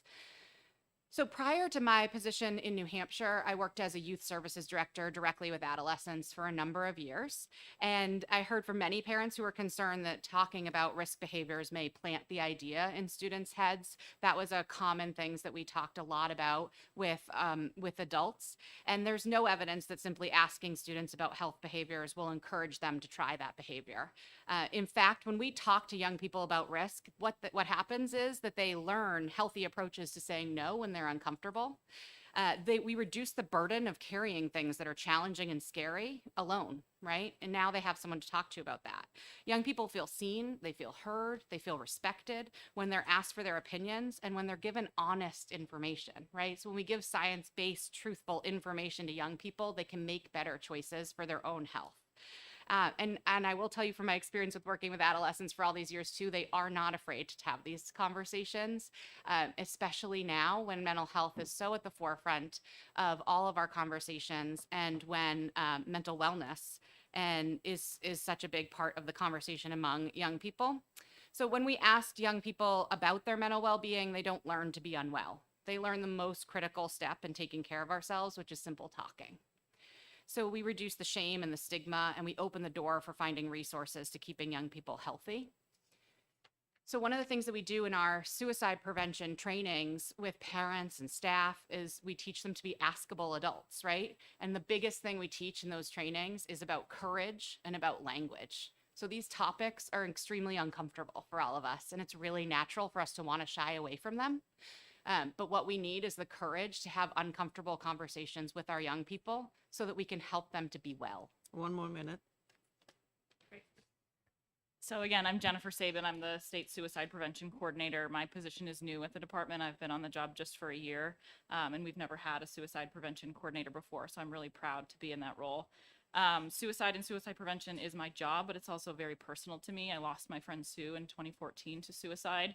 And every single suicide death is a tragedy, and we should be doing everything we can to prevent those. Deeply impacts other individuals and families and communities, and mine included. And because of that, I'm really committed personally and professionally to ensuring that suicide prevention resources are available across the state. There is that well-known myth in the prevention communities, and suicide prevention included, that, asking about suicide sort of plants that idea in the head However, what we know is that it actually decreases stigma and promotes people to talk openly about it. And so rather than encouraging suicidal behavior, asking directly really decreases that risk, not increases it. We do know, however, that young people in New Hampshire are considering suicide and attempting suicide. I receive and monitor monthly reports from our Northern New England Poison Center that indicate that intentional self-poisoning is increasing among young people in New Hampshire and across New England. This is also found to be true in our emergency department data. However, this data is incomplete and as not all suicide attempts require medical attention. The Youth Risk Behavior Survey provides an opportunity for us as adults to get a better picture of our young people's experience, in this case specific to suicide attempts. The questionnaire asks young people directly to indicate in a reliable, valid, private, and confidential way if they've attempted suicide in the last 12 months. Making absolutely sure that we have the most accurate picture of experiences of our young people directly impacts the type, depth, and breadth of our suicide prevention strategies and resources in this state. This is of even greater importance as young people in our state face heightened feelings of stress, anxiety, uncertainty, and disconnectedness. This bill would have a devastating impact to our efforts to prevent suicide in New Hampshire, and we need this data to remain at its highest possible quality because it is life or death. The risk factors associated with suicide are experiences of violence, and this comprehensive survey allows us to monitor those things upstream. This year, we worked with UNH in their Masters of Social Work program to look for the correlations between suicidality and sexual violence, parental involvement, feelings of safety at school, academic performance. 1 minute. And we're using those in real time now to address our prevention needs in the state. Thank you very much. Any questions from the chair, from the members of the committee? Thank you, Madam Chair, if I might. One, can you provide to us maybe a separate communication what some of those trends are where New Hampshire is standing out and requires attention in this state? And I hear you saying a lot about suicide prevention. Absolutely. If that's one of those, we're above average and we're monitoring this and Yep, that's absolutely true. yeah. Our rates for young people and across the lifespan for suicide are higher than the national average. Right. Do you work and do you work with former Chief Justice John Broderick Yeah, in yep. that effort? Yep, we recently had him speak to our department employees as well. As Jenny indicated, we're working on some of these things at the department for wellness, just sort of as general suicide prevention across the community. And he's out in the schools doing that Yep. for you too. Yep, absolutely. And that Know the Signs campaign that he's really doing actually speaks to the level of having the courage to have these challenging conversations, decreases stigma and increases people's ability to access the help that they need. That's the foundation of Justice Broderick's work. Any other questions? Thank you very much. Thank you. Now we have J.J. Smith.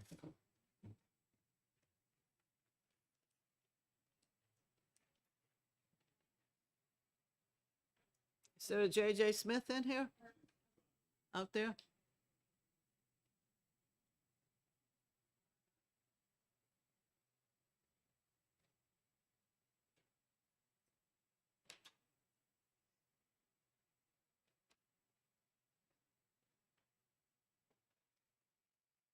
Welcome. Thank you, Senator Ward and You other have 4 members minutes. of the committee. I'm J.J. Smith. I'm a retired family physician, and I have a public health degree from Dartmouth that I got about 15, 16 years ago. Survey research is one of the things that we study, and so I just want to emphasize that if this were changed to opt-in, that we would be losing any ability to make any meaningful conclusion about the results of the survey.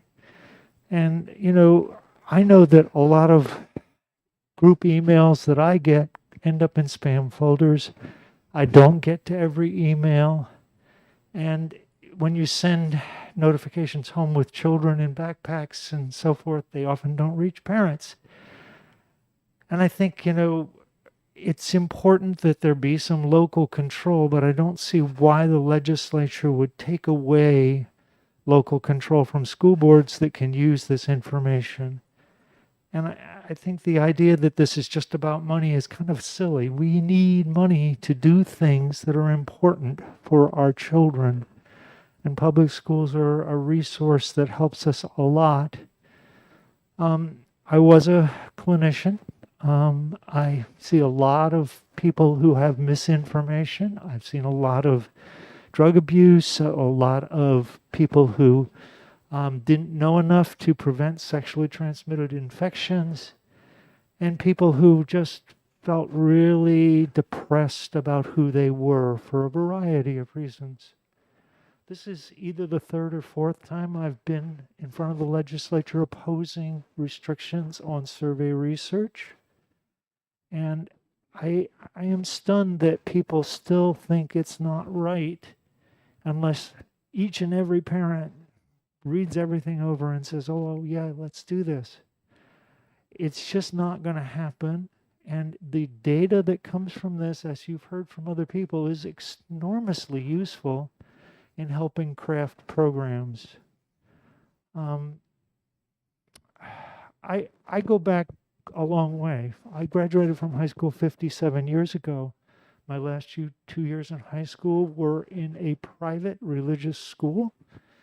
And, you know, we talked about things like sexuality then among ourselves. And when students only talk to each other, we get a lot of misinformation circulating. And I think that's been one of the big things is sexual orientation questions, sexual behavior questions have really bothered people. And they want only that information to come from parents and church and so forth. That just isn't going to happen unless you really cut your child off from everybody else in the community if you're in a public school. And so it's kind of counterproductive. And I did listen to the information about suicide prevention, and I very much remember that shortly after we graduated high school, one of my classmates probably committed suicide, single car accident. Lovely fellow. And it really hurts to know that if people had made it normal to talk about things, you know, I don't know if anything about his sexual orientation, but if it's normal to talk about things, that depression becomes something that people begin to feel they can find somebody to talk about about it. So I urge you to find this inexpedient to legislate. Our new executive director has not had time to put together testimony. We're kind of a little behind the 8 ball, just hired a couple of weeks ago and hasn't even gotten into the state yet. So, but working remotely. And we will get you testimony in support of this. Oh, and by the way, we are a totally volunteer organization that we do have a few grant funds that allowed us to hire an executive director. So this isn't about money for us. This is about good public health science. Thank you very much. And I just want to remind you that next Tuesday is the last day, so whatever you're going to send, we need to have it Sure. very quickly. Yeah. Thank you. Of course. Questions? Senator Hennessy. Thank you. I may have missed it, but I don't think you said who we were. Oh, You I'm introduced sorry. yourself. That's terrible. I wrote it on the form and I forgot to say that New Hampshire Public Health Association. We've been around here for 30 years promoting public health in the state. Any other questions from the committee members? Seeing none, thank you very much. Thank you. That concludes all the people who wanted to testify. Yes. I don't have any on my list here. There might be another sheet. Do you have another sheet? Page 2, right here, and then there's a page 3. It's not gonna work.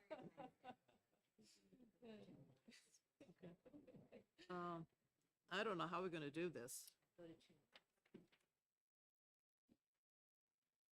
I'll do it. 1, 2, 3, 4, 5, 6, 7 more people who like to speak.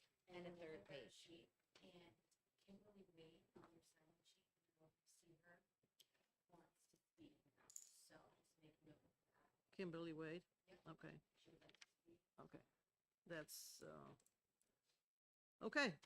Kimberly Wade. Is that the first person? No, it's, you said she wanted to speak now. No, she indicated on the sign sheet that she did not want to speak. Oh, I see. Now she does, so she's not the next person. Okay. Going from the not speaking to the speaker. So we'll take the first person up in your. It's Devin Quinn from the Women's Foundation. Kimberly, oh, not yet. Not yet. Not yet. She just changed how she signs it and you made her wrong. Yeah. Okay, this list of speakers has grown tremendously, and I'm going to have to insist that nobody speaks more than 3 minutes. If you have anything written down, great. And if you want to say 1 or 2 sentences about what you wrote, fine, but that's it. Okay, I'm sorry for it, but we got to get going here. We have 2 more. So where is Senator Khan?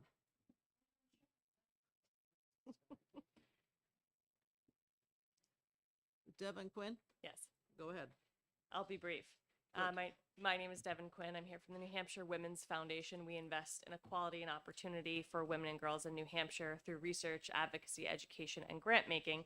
And I want to focus on our program as a funder and grant maker in the state. We're the only funder and grant maker in the state specifically focused on women and girls. Nationally, less than 2% of all philanthropic dollars go to supporting organizations and programs to help women and girls, less than 2%. So the need is great nationally and specifically in the state, so much so that when we receive applications, we only have the capacity to fund 1 in every 4 applications that come our way. When an application comes in, how we review it is that we have a group of volunteer reviewers who are trained on reviewing. They are volunteers from across the whole state. They look at the whole application, but one of the questions that's really important to evaluating applications is the question that asks organizations to describe their need.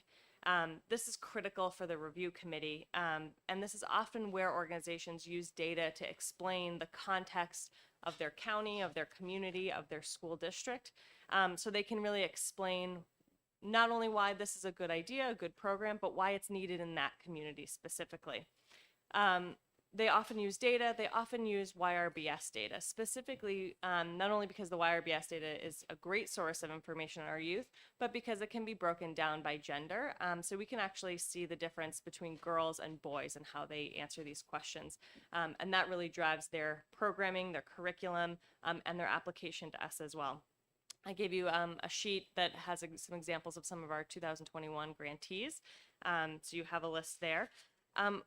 We are always going to provide grants for organizations supporting women and girls, but I wanted to give you an example of how this data was used in the grant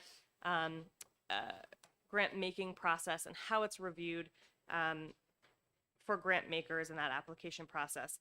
If organizations don't have access to good data, they can always apply to the New Hampshire Women's Foundation, but it makes it harder to specifically lift up their programs for girls to apply to other funding sources if they can't show the impact, the depth of impact to their community. Well done. Thank you. Questions from the? Thank you very much. Thank you. Tracy Fowler.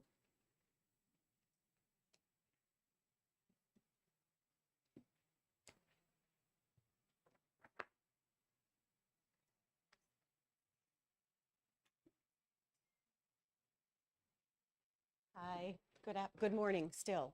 It's still Almost good afternoon. My name is Tracy Fowler. I'm here from the New Hampshire Charitable Foundation. Thank you so much for being so patient with all of this testimony. I will keep it brief. I'm a senior program officer at the New Hampshire Charitable Foundation, where I oversee our behavioral health grant making This committee should have received an email from our foundation's president and CEO, Dick Ober, and I'm just here to not to reiterate what his points were, but to share some additional concerns. Overall, I think I want to emphasize that this isn't about money, even though there is a lot of funding that comes in and out of our state to address student health and wellness. You can't do this work without funds.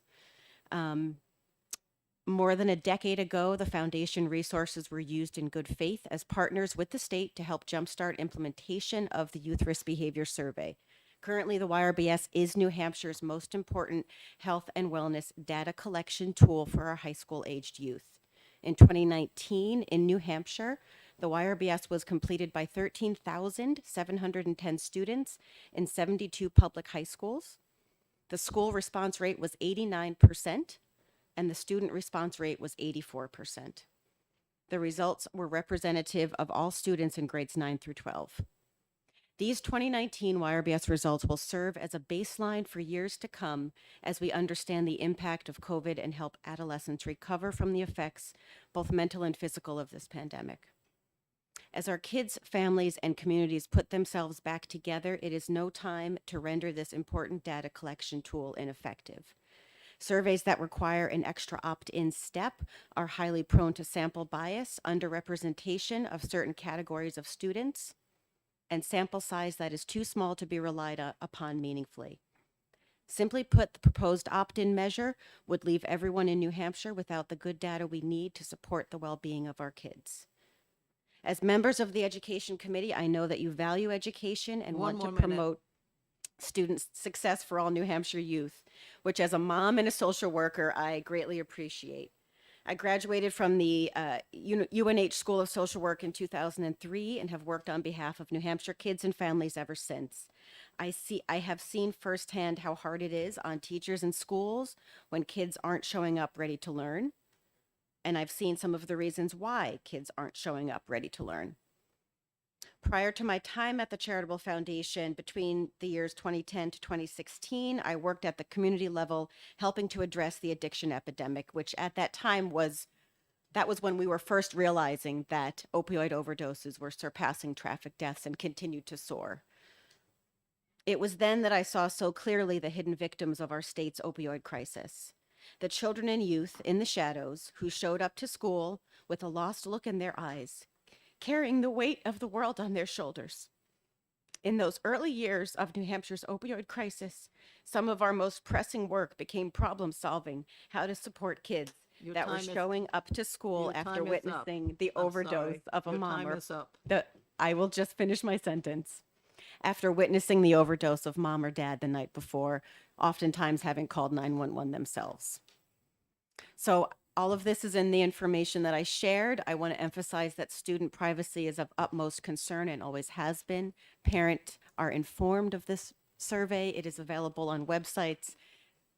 The information is used to inform parents, and that was part of my job at the community level, is we would be in conversation with parents about very hard topics.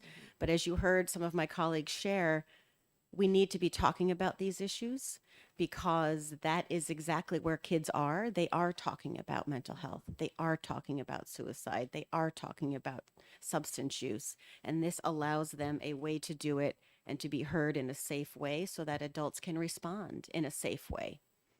Questions from the committee members? Seeing none, thank you. Thank you. Deb Hobson?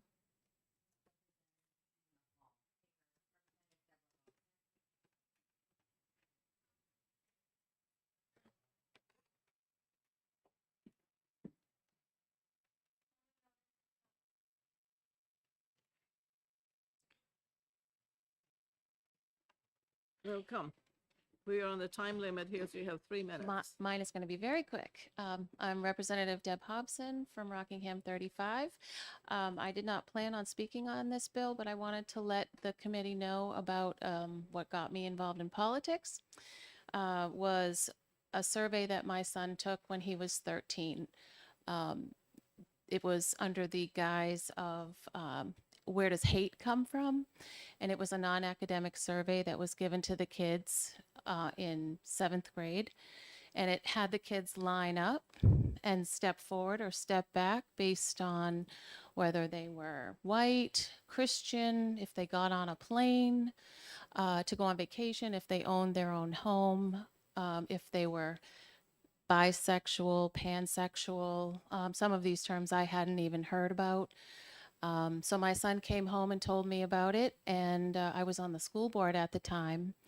And the teachers had been doing this activity for at least 5 years, and they would take pictures of the kids wherever they ended up. So if my son answered the questions that we went on a plane for vacation, he would step forward. Maybe his friend that he just had lunch with would step back. It created division between friends. It created division in class. And they took pictures of the kids, which was illegal. And this activity had been going on for 5 years.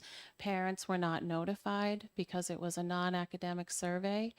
There was information that was released from the kids about privacy, whether or not they owned their own home, if they had a yard, they had a dishwasher, all kinds of different things. So I would support an opt-in versus an opt-out for this bill. Thank you. Thank you. Questions from the committee members? Seeing none, thank Okay, you. Thank you. Now, Kimberly Wade.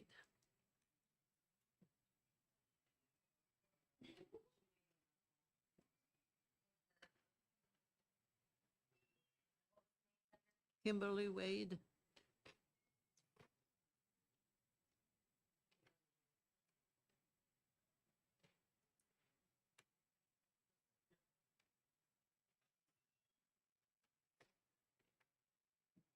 Welcome. Hello, good afternoon. You got 3 minutes. I probably will talk faster than that. I am Kim Wade. I am a resident of Guilford, and I'm here to represent a parent who is opposing the opt-in. Now, I have 4 boys of various ages, 20, 18, 15, and 6. And while I like to think they tell me everything, I don't presume that they do. The YRBS allows for other folks to determine what needs are needed in the community as well as in the state. And just because my children may live in a resource-rich house, I do not live under the impression that all children share the same equal accessibility to resources and having all their needs met by their parents or their caregivers.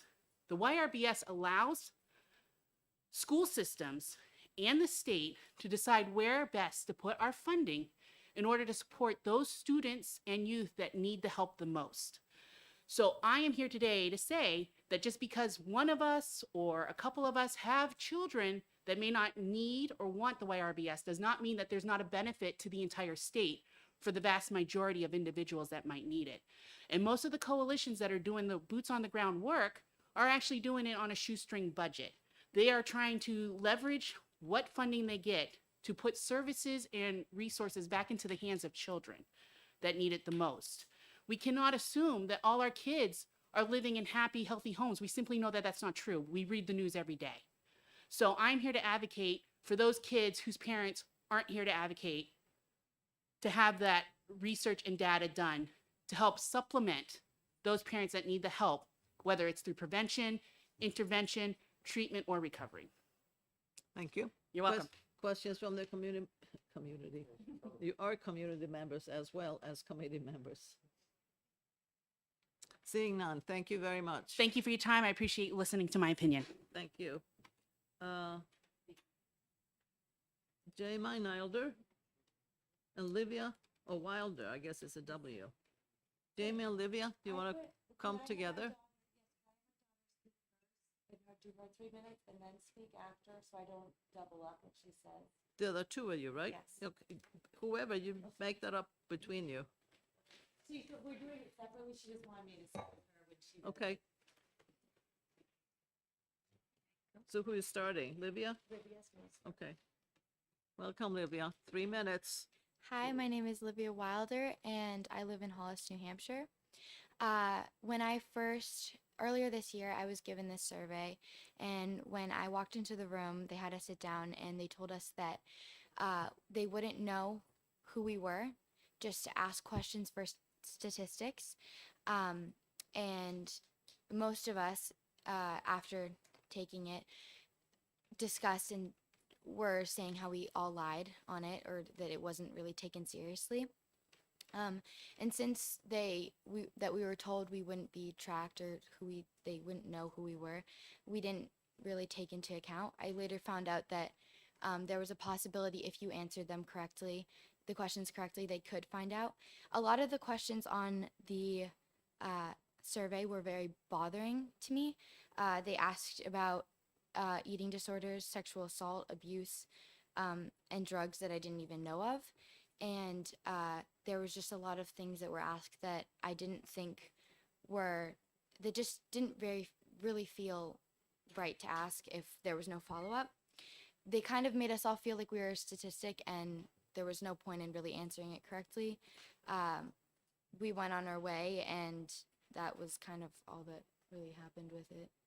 And to sum up, there was really no benefit. It was just asking questions and putting seeds in our minds instead of having a parent who could have opted me out of it. And yeah, that's all I have to say. Thank you. Thank you. Questions from Livia, from Senator Hennessy? Thank you. Thank you very much for coming before us today. I appreciate the time you've taken. I missed what grade you were in. I apologize. 10th. 10th. Thank you.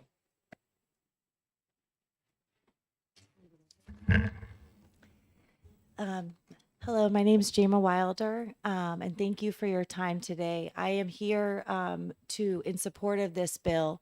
Both of my children were given the test. Olivia called me from school, very upset, and I know she's nervous today, but I did want to follow up that my son answered the question saying that he was a 300-pound Black woman, and that it was an ongoing joke in the school that they were not answering the questions correctly. I was not given the option to opt out because my district, Hollis Brookline SAU 41, broke the law and never gave us the option. They had been planning it for over a month and decided that it wasn't important to give us to follow what the law was.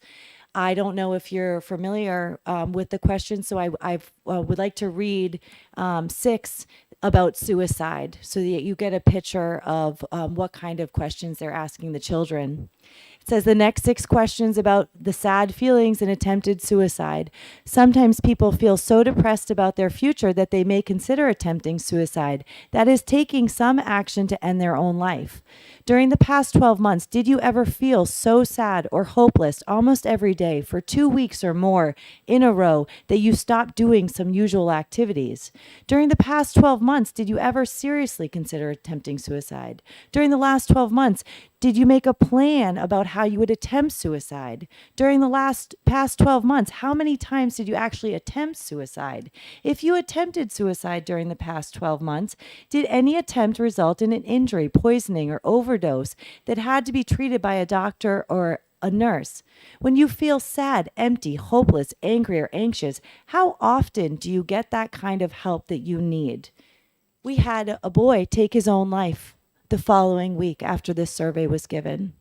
They have never followed up and sent out the actual survey to the teacher, to the parents. They destroyed them and said that that's what they were going to do. I can go on and read it, but I really suggest that you read through this and you see the kind of leading questions that they are asking children, because most of the questions that had to do with drugs or alcohol or assault, I was not aware of at 41 years old. I am a mother of 5 children, and I went to Hollis Brookline High School and graduated from that school.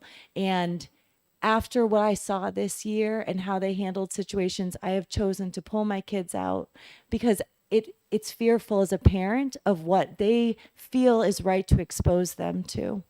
And they had, I've listened to the testimony, and all this bill is saying is that you have to get parental consent, which they do for field trips, for every field trip that they take your kids to. So all they're asking is to say, instead of an opt-out, which the school did not give me, we're asking for an opt-in for parents. That should be a right that we have, especially because I am not the only district that had this happen to us. And every single person that is against this is getting money from the federal government for the amount of kids they get to take it. They don't care about the well being of these children. They care about the money that they will receive to run the programs that they want to run. Thank you. Your time is up. I'm sorry. Thank you. Wait a minute. Oh, sorry. Any questions from the committee members? Seeing none, you may now go. Thank you. Thank you very much. Elizabeth Broder.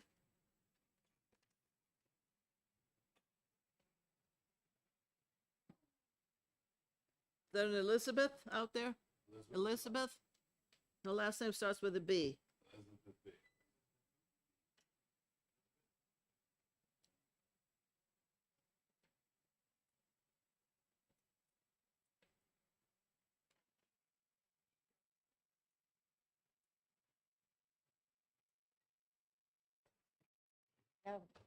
Thank you. Good morning. State your name.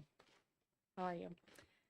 I appreciate the opportunity to share my Would you state your name, please? Oh, yes, of course. My name is Elizabeth Brochu. I am the Youth Services Director of Communities for Alcohol and Drug for Youth, also known as CATIE, in Central New Hampshire. We are a nonprofit organization. I'm also a certified prevention specialist and a substance misuse prevention coordinator for Central New Hampshire. I am speaking in opposing House Bill 1639. I appreciate the opportunity to speak regarding my concerns on these important issues. I'm going to be brief. I did have 7 youth coming with me today to testify opposed to this bill. I will talk to my testimony first, but I would love to speak to their testimony as well. They would like to record their testimony this afternoon and email to the committee. You have 3 minutes, so Thank you. whatever. CATIE leverages over $1 million annually in federal funding for prevention and SUD treatment and recovery for Central New Hampshire region. This money goes straight back into the communities for your constituents. Without the YRBS data, these monies would be at risk, and our families and communities would be an increased risk for lack of services. In the interest of time, please refer to the bullets in my written testimony to inform your deliberations. One important bullet is about the Getting to Why program that I will speak to in the youth testimony. This is a program where the kids actually analyze their YRBS data. It empowers them to look at their data and do a solution-based focus. Please know, although I understand the concern about parental rights, I myself I'm also a parent, and I am a firm believer that parents need to be at the forefront of every decision involving their child's education. But changing the YRBS to be an opt-in would significantly harm New Hampshire youth, parents, and families.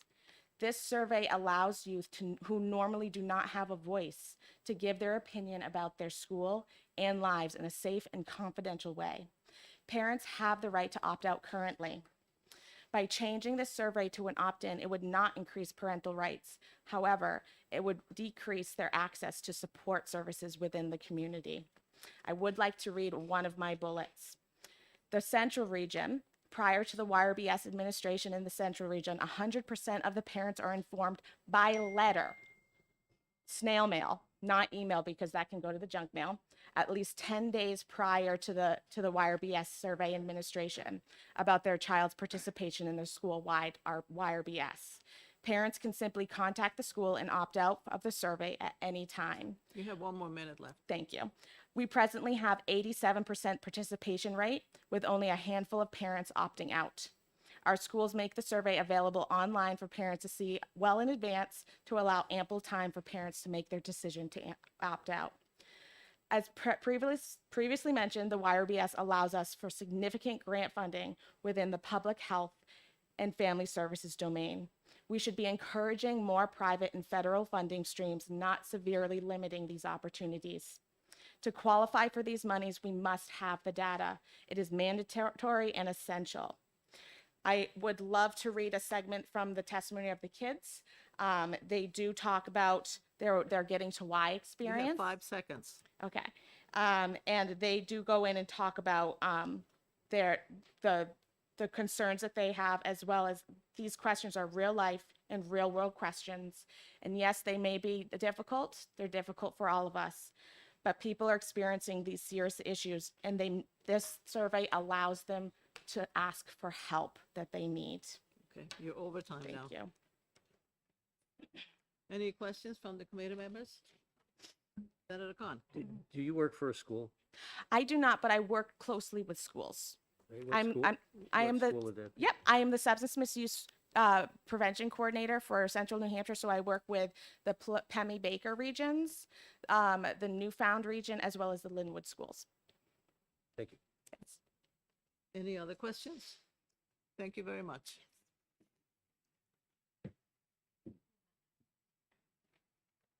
Anybody, did Representative Ladd want to speak? Or did this, well, it's sort of scratchy in there. I can't really tell. Is he out there? I don't know. This is what it looks like.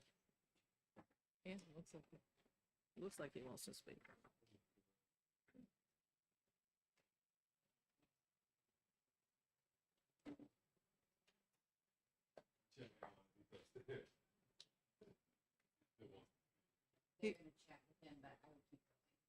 That is the end of it. I have a third sheet, but they don't want to speak.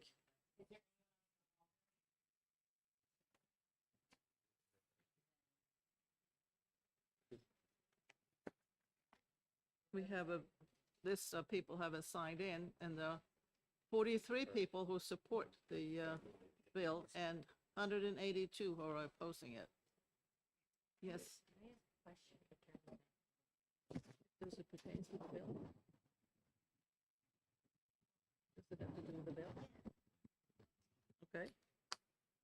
Attorney Fenton, would you be willing to step up? Senator Rishardi has a question for you while we wait for Senator Ladd.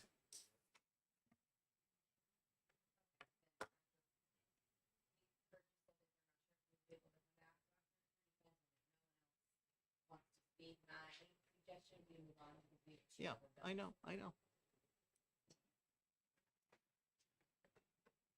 Okay, Denise. Thank you. I think this is a question for you. So in listening to everyone, and being a person who believes in local control, is this something that parents can go to their school board and discuss on how it's opt-in or opt-out, as opposed to the state regulating this change or not to change? As it pertains to the YRBS survey? Yes. So, for the record, my name's Diana Fenton. I'm an attorney with the Department of Education. I think the answer to your question, the short answer is yes. This committee could make a decision to defer to local control. I think what I have heard the testimony be is that might throw some discrepancy into the results. That's just my kind of knee-jerk reaction to your question. But could it be something that is deferred to local control? Absolutely. There are many areas in this book in which this committee has decided, this legislative body has decided to defer to local control. Thank you. Thank you very much. Thank you. I don't see anybody else, and we haven't heard from Representative Ladd, and I would suggest that maybe he wants to just send an email about his testimony. So that concludes the hearing on whatever, HB 1639. Okay.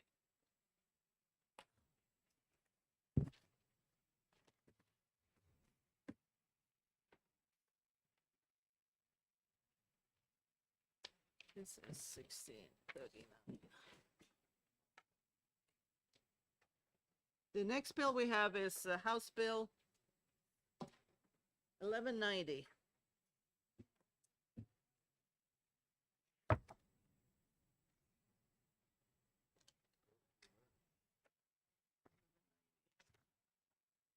And the prime sponsor is Representative Bohm. You see on his way?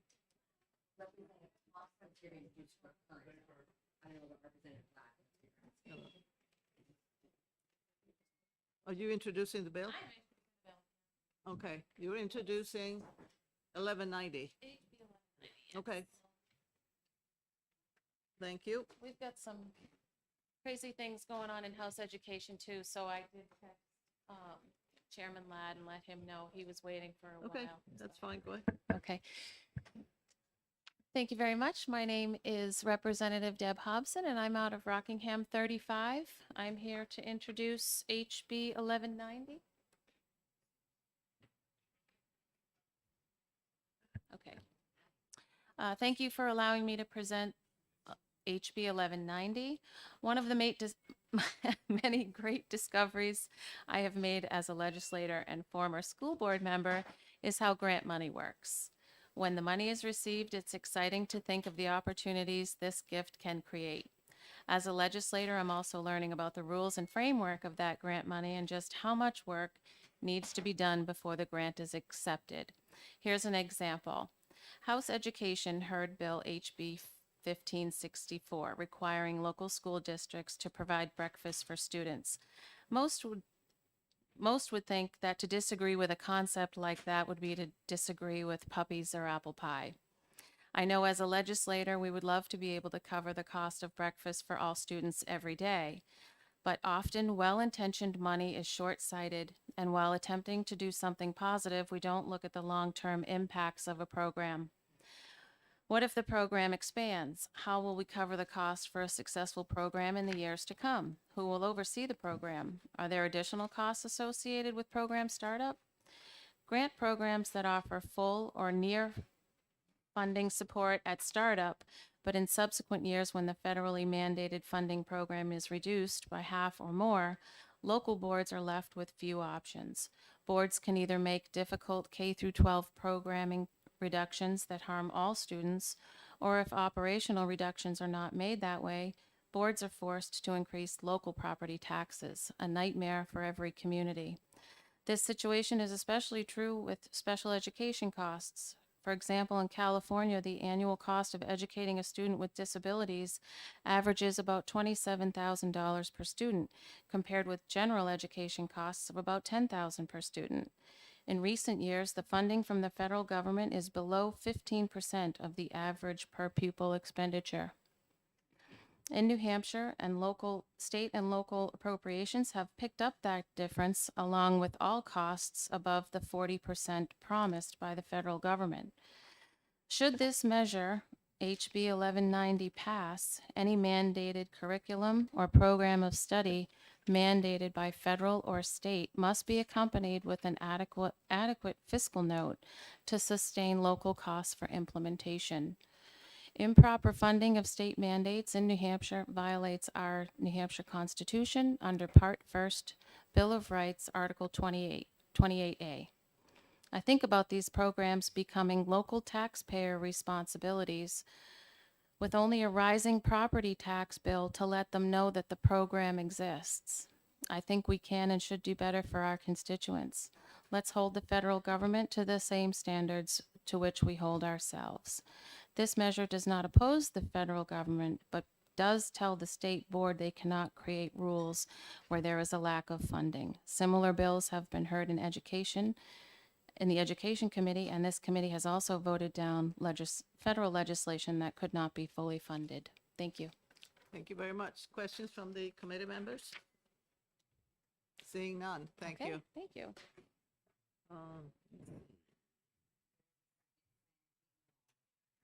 Okay, because I don't have any more wanting to speak on this one.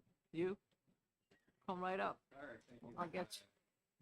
I missed the first sign-in sheet. I grabbed the second. That's House Bill 1190 you want to Correct. Okay. Yeah.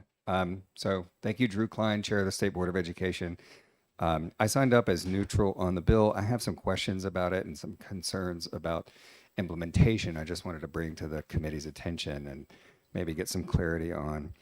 The first sentence, line 3, I think is great. When we see rules come up for renewal, We do see sometimes that they did not necessarily take into account the administrative burden, so I think that's fine. We should always look to that. On line 5, this is the sentence that I think is interesting, and I'd love to have some clarity on. So it does not say that the state board can't pass any rules to implement a rule, a federal mandate that's not funded, which is good. It shouldn't say that. It says the state board shall not require a school district to comply with a federally mandated curriculum or program of study that's not fully funded. So my question is, if it's federally mandated, by definition, the local districts have to comply. Am I wrong about that? If it's a federal mandate and they don't have to comply, then it's not a federal mandate. So my question is that sentence, is there any teeth to that sentence, right? If it's federally mandated, they have to comply whether the state board writes rules or not. So I would think that that sentence is really irrelevant and has no teeth. That's my guess. Until you get to the bottom of the sentence, I'm not sure what a program of study means. That's very vague, and unless it's defined in law, I don't know how to apply that. So not being able to define a program of study could be all kinds of things. We know what a curriculum is.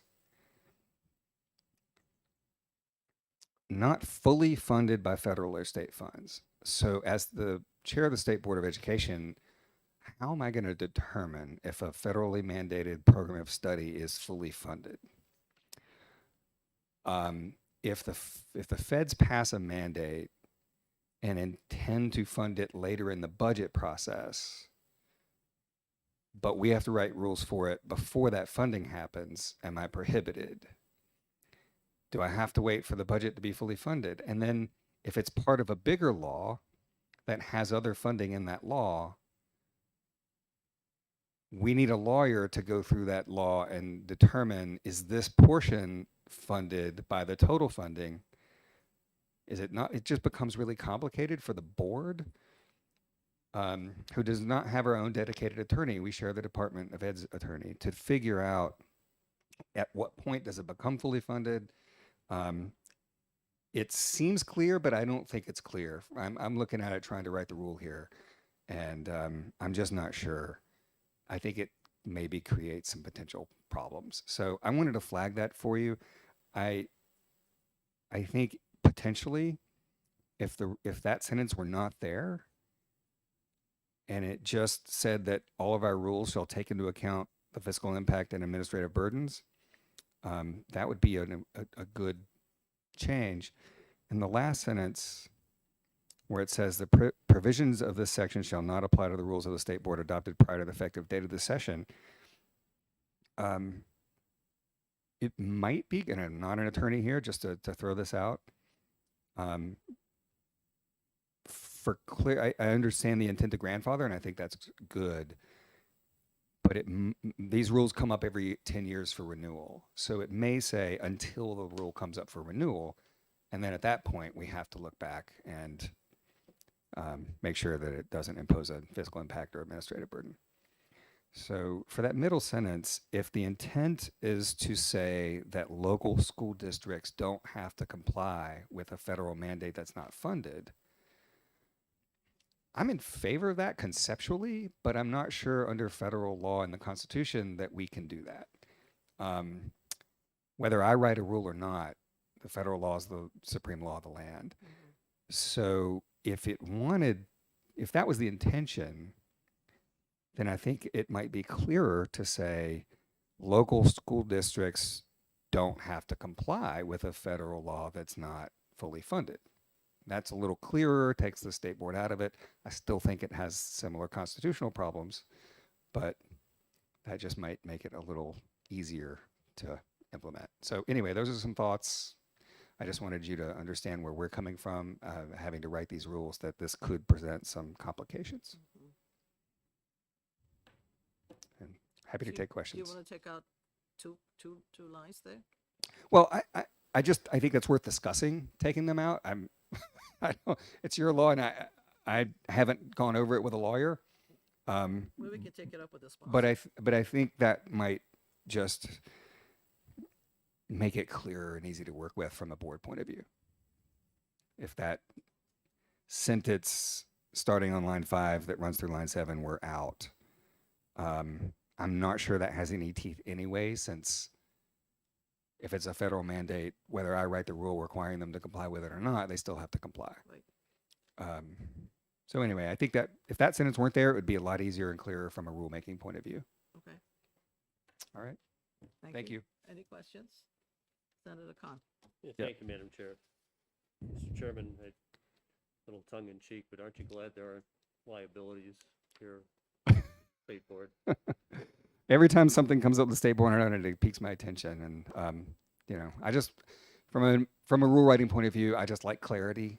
Anytime it's unclear, we have a lot of unclear laws. We just dealt with one last week at the state board, which we're going to bring to your attention at some point. So that's my concern, is the clarity there. Something else that might be useful to hear from you or whoever advises the state board. 186.6, which this is repealing and reenacting, has nothing to do with this. And I just wonder, is it necessary, useful to continue to have 186.6 and make this an independent section? I can't answer that question at the moment because off the top of my head, I don't remember the content of 186.6. 186.5 I do, but 186.6 I don't. So I'd have to go back and get back to you on that. Okay. That'd be helpful. Yeah. Appreciate it. Thank All you. right. Thank you very much. Ms. Fenton, do you want to address this?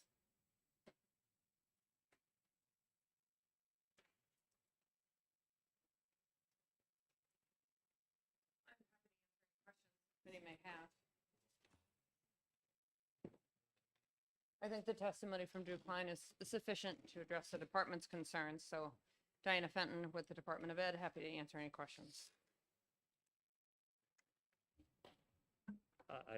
Madam Senator Chair, Khan, go ahead. if Ms. Fenton could get back to us after consulting with Chairman Klein, would this be more, is there value to retaining 186.6 and considering this section as maybe a new section when we consider it? Sure, I can certainly have that discussion and get back to the committee on it. I think that's, thank you. I think that's pretty much it, unless anybody has any other questions. That would be great. Thank you. Thank you. Anybody else who has anything to say?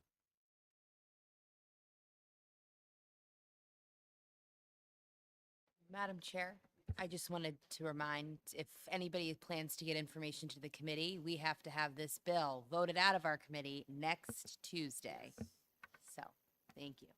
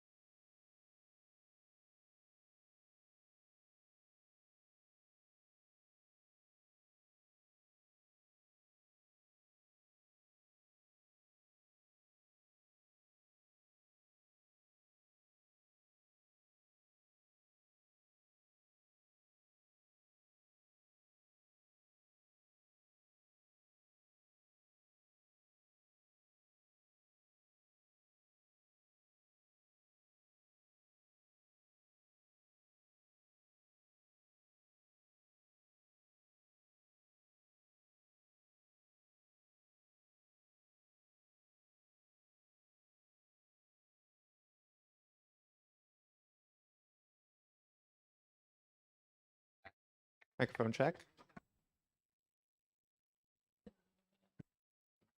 Okay, now so that was the only thing, because this plug was out?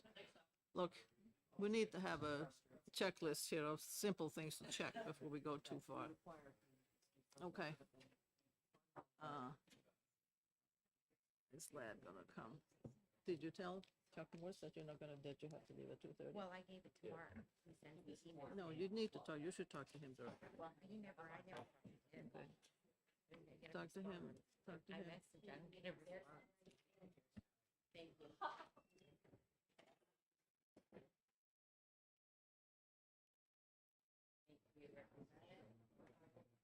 Let me know if there's not, there's extras. Hello, Brian.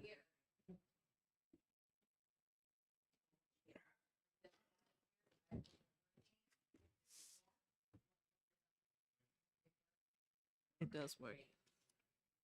So our last bill today is House Bill 1236, and our sponsor, Representative Ladd, is here to introduce it. Thank you very much, Representative, our Senator Ward, and members of the Senate Education Committee. For the record, my name is Rick Ladd, and I representative from Haverhill, and I'm also chair of House Education. I'm here today to speak in support of HB 1236. And I have a sheet which I've handed out to you. So as I go through it, you might want to be following along with me on that. So I'll march down as quickly as I can.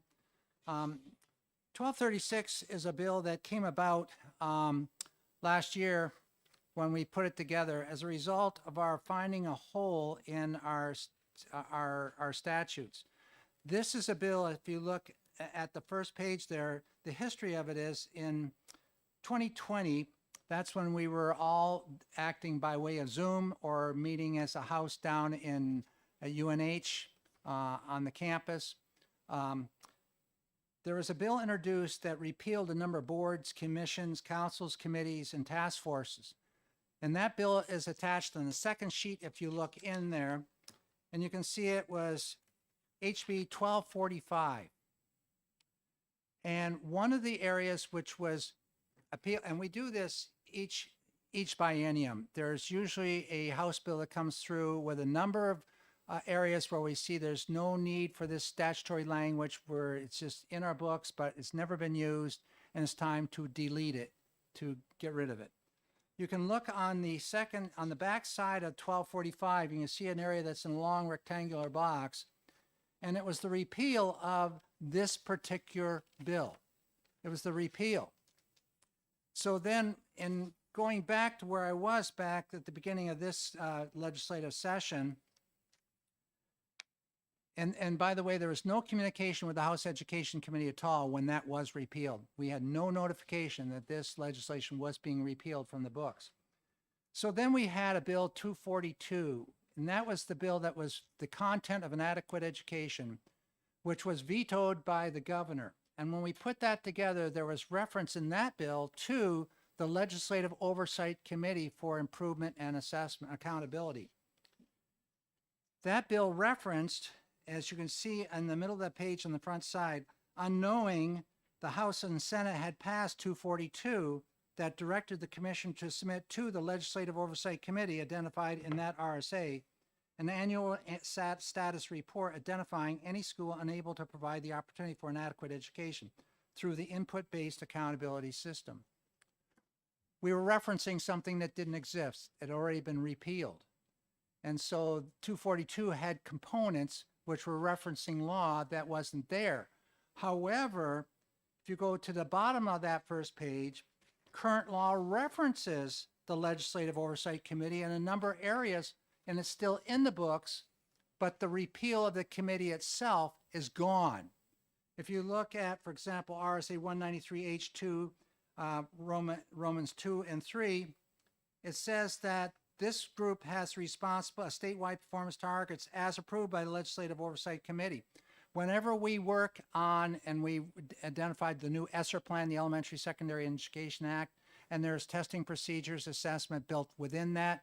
We used to have Smarter Balance. Now we have a different system. That's a requirement of the feds to do that in grades 3 through 8 and then 1 grade in the high school.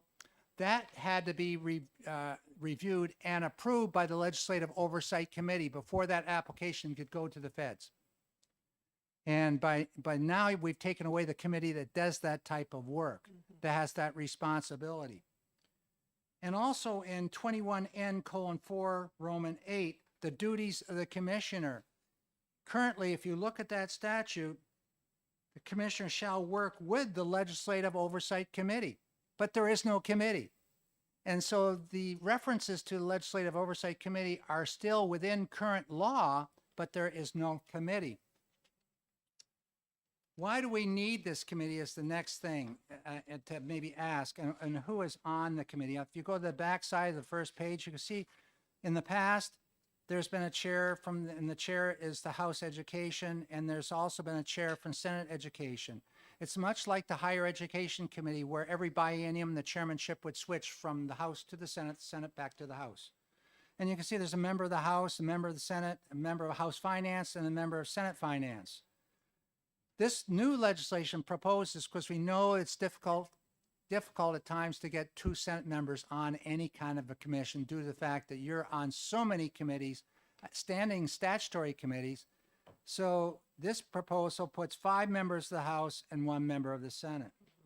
The duties that this group has, and I put a sheet attached after the 1245 bill, which repealed, you can see the last 2 sheets there, has the duties of the Legislative Oversight Committee that as were in law previously. It's this sheet right here I'm referencing right now. The back 2 pages, that's the old statute. And you'll notice that on various areas it explains what those duties are. And those duties are fairly comprehensive.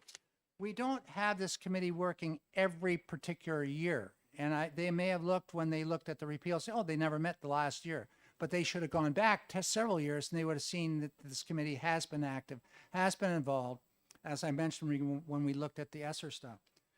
But this committee has responsibilities. I want to briefly tackle some of those responsibilities that the committee has. To review and report to leadership and the governor in terms of what's happening with improvement and accountability. Proposed legislation relative to 193H. That committee has responsibility for reviewing and looking at this and proposing legislation. To confer with the commissioner to support and improve school performance and accountability. There's 3 legs to the stool when we get into education. There's curriculum, there's instruction, and there's assessment. All 3 have to be aligned. There's no sense giving a test if it doesn't assess what you're teaching or how it's taught. And so we have to have those three elements involved and working together. However, without this Legislative Oversight Committee, we're missing oversight in regards to that final one, the improvement and assessment. The committee also has the responsibility to analyze existing department programs and initiatives relative to school performance and accountability. To receive reports from the commissioner regarding student achievement, satisfactory progress being made and growth being made by students, ongoing issues associated with improvement and assessment or accountability, implications to school accountability at the state and federal level. And that report has to be delivered to this committee annually by the commissioner. No longer will it be if there's no committee to receive this report how we're doing. Review statewide performance targets. You know, within accountability and adequacy, we have certain indicators which are an indicator of an adequate education being delivered, that the content is being delivered. This committee also has responsibility for looking at that. Another one, to review unique pupil identifier information. That is critical. And then we're going into a critical time when the unique pupil identifier and dealing with technology and how we handle technology in terms of student security and confidentiality is extremely important. Review relative to accountability for the opportunity for an adequate education. That's huge. If we're looking at adequate education, you've already had before you a bill this year dealing with the adequate content, as we did with 242, you had 1671. And lastly, and we haven't used this as much, but I have a feeling we're going to be using it, to review security data breach reports from the department. Those breach reports are turned into the Legislative Oversight Committee. Now we've repealed it, and all this hadn't been looked at. The people that served on it before hadn't been involved. And it was just all of a sudden, oh, that's something we can repeal, and it was repealed. And we both repealed it. The Senate and the House went along with this omnibus type bill. We're asking that we repeal the repeal and get this back in place. The only area that I would have some concerns is with the membership of the committee, whether the Senate still feels that you should have two, and whether that leadership, and it doesn't speak into what you've got in front of you as to who is the chair of the committee. In the past, the chair has been specified. It would be either Senator Ward or myself, depending upon the biennium we're in. So I'll conclude my presentation and take any questions if you have them. Questions from committee members? Senator Khan. Thank you, Madam Chair. Representative, you may know the answer. Are there any other oversight committees to the Department of Education that could absorb this attention? Not specifically. This is why when 242, which had been written by the commissioner as well as myself, it was written in seeing that that was the group that was responsible for the oversight of that area of our instruction, our learning. So it was put there. The only oversight committee, I know that, for example, Senator Ward is in charge of the higher education group this year. That's a 2-year deal where we're looking at post-secondary education, and we have had several meetings already on that with the merger. But I don't believe there's others which are directly have this direct responsibility over elementary and secondary education. And this is it. This is why the scope of details and duties, as you see there in the old current law, there have been years when the responsibility has not been taken either by the chair of the Senate or the chair of the House. But those years in which we had to go through and rewrite all our statutes in 193E as a result of changing from the old No Child Left Behind to ESSER, there's a great deal of activity done by this committee at that time, working directly with DOE. So this bill as written is what you want, what we want, reestablishing the committee. We're just trying to get it back on the books. okay. It can either go back on the books as it was or back on the books with these modifications in terms of membership. Okay. And the membership changes there. You see on the second page there how the membership changes. It doesn't spell out, it says, of course, the members would be appointed by either your Senator Morse or by Representative Packard, by the Speaker and the Senate President, but it doesn't say, who would be chair or how that would be developed within the committee itself, within how we amended the bill.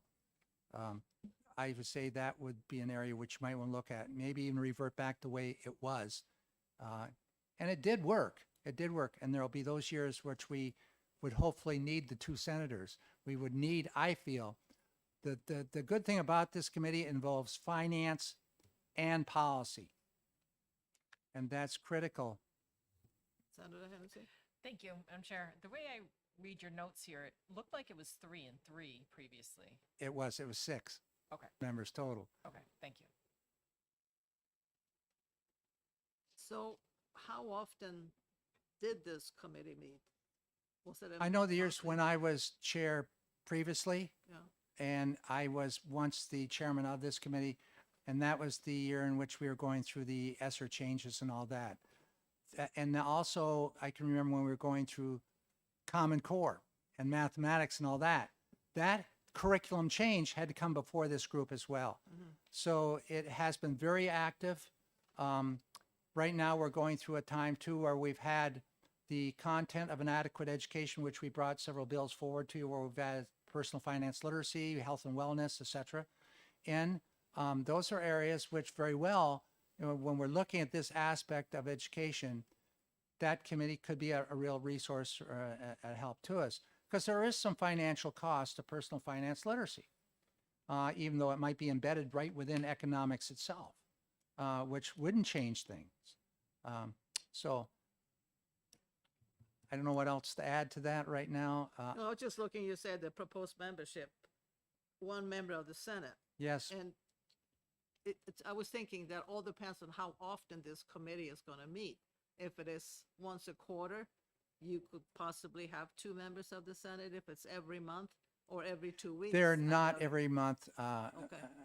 Senator Award. And it's much like if, I know in the higher ed, you meet 4 times a year by the quarter. Mhm. This is sort of similar. Some years it's only been a couple times, maybe only one time due to the fact there haven't been a whole lot of changes. But usually when we're getting ready to go into the next biennium, we should be looking at and working with the department in terms of what are your priorities, where we're going in terms of improvement. What does the growth look like of these students that are taking the statewide assessment test? We'd like to see those results. We'd like to see the gaps in the subgroups within that. This is where it could be very helpful for us to have this group back working with us. Any other questions? Seeing none. Thank you. Thank you very much. Anybody else wants to talk to 1236? I don't see anybody. Thank you very much. That closes the hearing. And we're not going to go into executive session. No, 15 minutes. Do you want to? We have 45 minutes? You can stay up here until approximately 30. Okay. But I'm sorry, I'm not using my Yeah, but microphone. I'm not going to do any of the today's things because until we get the hearing report, because Senator Prentice has not been able to listen to any of it. What about some of the bills we already have? Yeah, we can. So I have been texting Senator Prentice's aide about her status of when she plans to return to committee. To Well, my this one we knowledge, can't really pardon? We can't really exact either.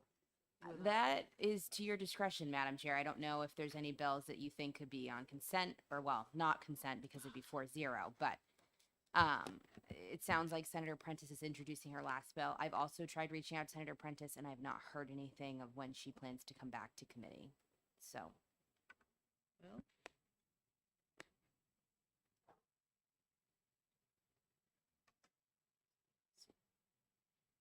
relative to 1193, school fees and enrollment policies. Is that something that we can take care of?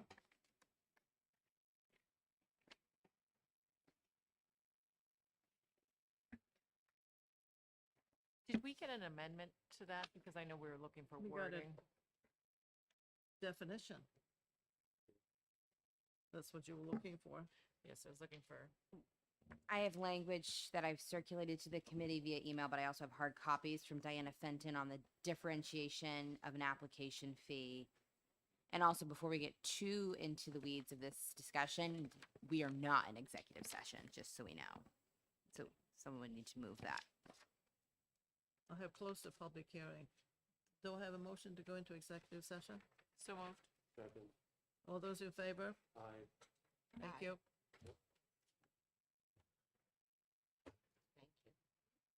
That's the definition. I'm sure you will.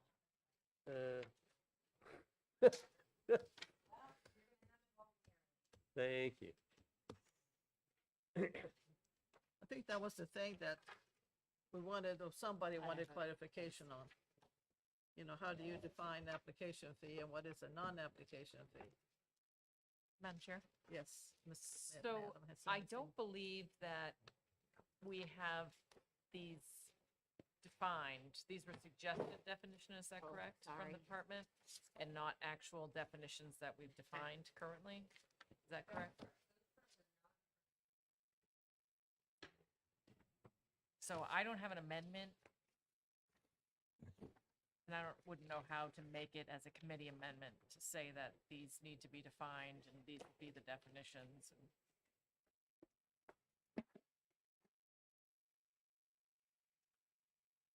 Sort of,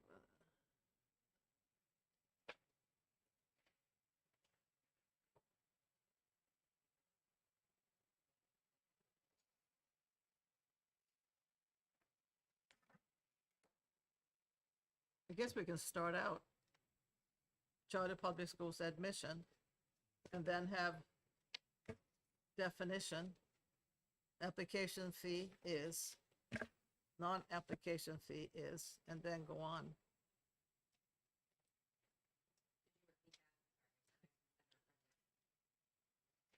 It said, you know, if we'd make a committee amendment to get those two things in there. After line 1, section 1, charter public schools, admission, amend RSA, and then you can have this, after that will be definitions. You're, Madam Chair, you're looking to insert an area after the, After 1. After 1 and line 1. insert definitions. I think that would be the easiest thing to do. And just call application fee is any fee charged to a student or family which must be paid as a condition of enrollment. Yes. Please come up.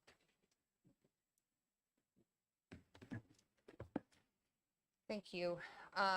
I will direct this committee's attention to RSA 194B, which is charter public schools, and B1, section B1 has definitions. So if this committee were so inclined to adopt the proposed definitions, which Okay. are applicable to the entire statute, and then the law right now would just amend 194B2 Roman numeral 3, and there are no definitions in that particular provision. Senator Khan? Thank you. I just want to ask us to step back a second, and do we really want to do this? I'm looking at a couple of examples of non-application fees, and I think these are appropriate charges to pass along. Instrumental rental, I mean, are we really expecting a charter school that if they offer instruments in the school that if a student needs to take an instrument home for practice, that they wouldn't have a charge? That means an inventory of equipment that may be extraordinary for a charter school. AP courses, I remember paying fees for AP course exams. It's appropriate for the school to offer the AP course, but totally elective by the student if they want to take the AP test to qualify for college credit. So I don't think, I mean, given these examples, I would move an ITL on this. I didn't do that yet. It's my feeling. But I could accelerate our consideration by doing so. This bill clarifies the prohibition on application fee for charters public schools. Actually, I think Right. that's in statute. But I mean, to me, that's sort of public knowledge that a public charter school does not charge an application fee. I think that's statute. I'm gonna check. There shall be no application. That's existing language. So I heard a motion from you. Yeah. Would you say that loud?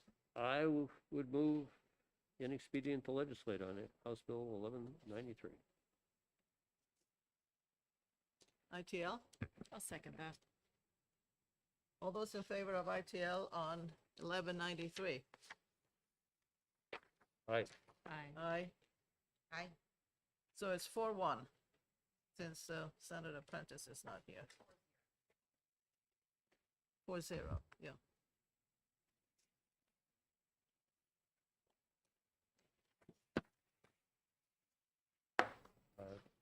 You need a volunteer. You want to take it out, Senator Khan? I would do that.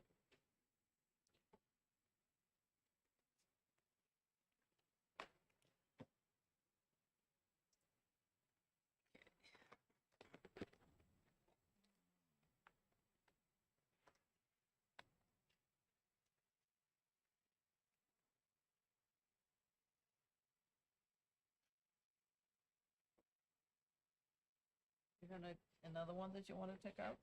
1311. 1311. Yeah, we could do that. That's an easy change. Yeah, okay. House Bill 1311. I move ought to pass and have a committee amendment. Second. You have a committee amendment? Yep, in my head. Okay. Unless, Ava, does anyone else have an amendment for this one?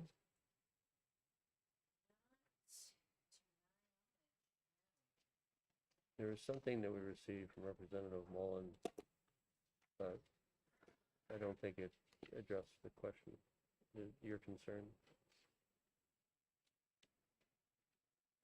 We have another pass on that bill. So I would like to make a committee amendment, Madam Chair, that deletes the bolded language on line 4 and the bolded language on line 22. And I believe we heard testimony that while I definitely agree that somebody who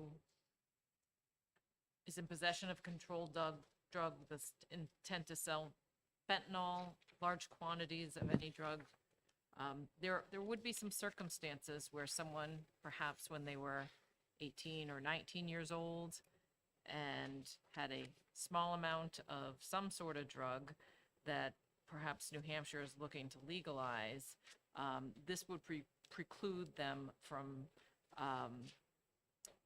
being hired in our school system if we pass this language. Did I say that right? Good enough. I'd second that committee amendment. Senator Hennessy, could I ask you a question? Yeah. Did you confer with the sponsor on the amendment? I believe we got an email from the sponsor. I did not have direct conversation with her on this. Senator Ricciardi, I think the issue is that the range of drugs in each of the classes is, there are 10 to 20 different drugs in each class. The range of penalty is quite different as well, depending on how the judge would direct sentence. It includes both possession and sale. So I think that's to Senator Hennessy's point of the range of things that are covered in 318B2. And it's just a very wide swath.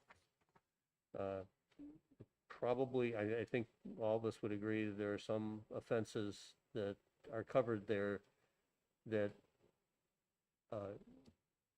should be addressed in statute, but there are also some there that should not. And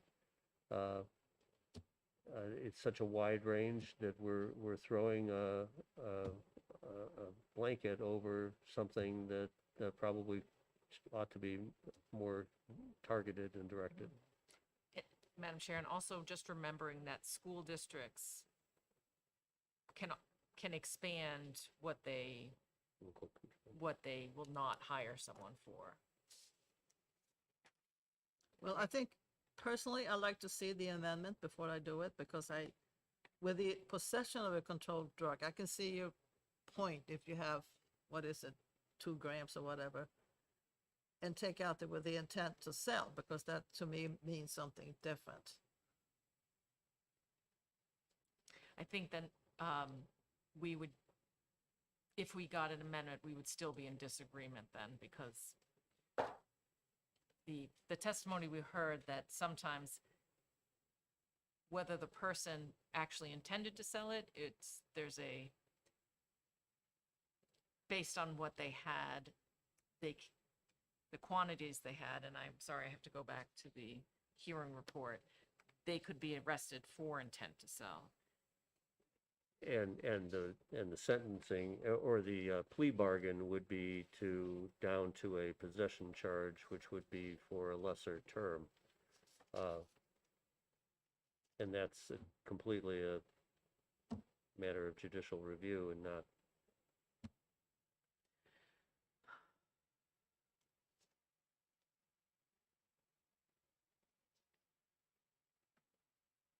So I'm happy to remove my motion if you would like to wait on this. I'd remove my second if you do. But I think you have the right, going in the right direction. We definitely ought to be putting something in about assault. Yes, and I do agree with the sponsor that we need to take a better look at this statute in general and include more inappropriate behaviors that would just never be appropriate, no matter what the situation is, for somebody to be working in our schools. But I think that the way it's written right now, that, as Senator Khan says, just a big blanket over everything. Well, do you want to unseal the bill and take it up next spring? No, Madam Chair, I would agree with including 631-1, which is the first degree assault charges or a conviction, which we have a list here: purposely causes seriously bodily injury or harm. It includes purposely or knowingly causing injury to another resulting in miscarriage or stillbirth, knowingly or recklessly causes seriously bodily injury to a person under 13 years of age. So I definitely would agree with this being in the RSA. Do we have a list? I thought we had a list.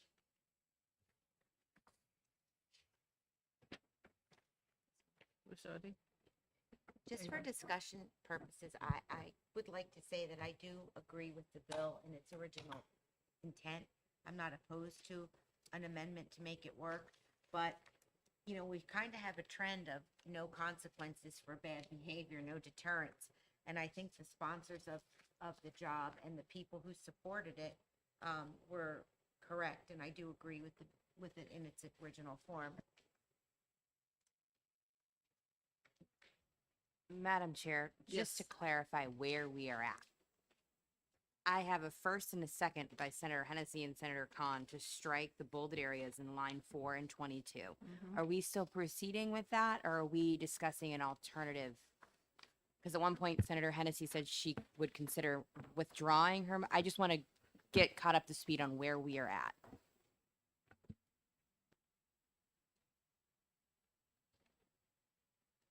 I don't know where we are at, to be perfectly honest. Well, if we're 2-2, we should. But Senator Khan, I'm sorry, what was that? If this doesn't have a clear vote out of the 4 members here, maybe it's worth withdrawing this and waiting until we've got a full committee. Okay. Is that the intent of you and Senator Hennessy, is to withdraw your motions, or are we still deciding that? I look to the will of the chair. I would like to see this bill pass and include 631-1, but I would not be in favor of the bill if it's still included the blanket language on lines 4 and 22. And so I would have to vote against it if it included it, knowing that I do want 631-1 to be included.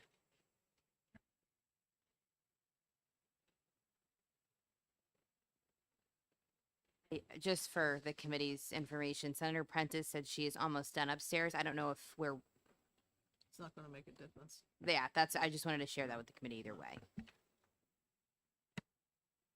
So we can pass the bill with a committee amendment, which I will not agree to. And I have the rest of the stuff from the 631:1 in it. Just to clarify, Madam Chair, if, for example, hypothetically, the committee voted 2-2 on the committee amendment, it wouldn't be adopted because it's a tie on the amendment itself. Well, do you want to hold off until next Tuesday? Yes. When Prentice, hopefully, And Yes. nobody else is testifying? Yes. I will remove my amendment, Withdraw my and I second. will also remove my ought to pass motion. Withdraw my second.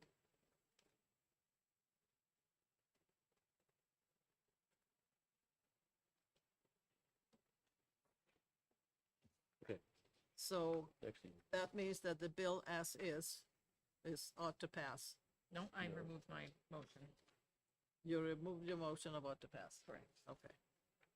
I think this is late in the day, and we've had a lot of stuff going on today.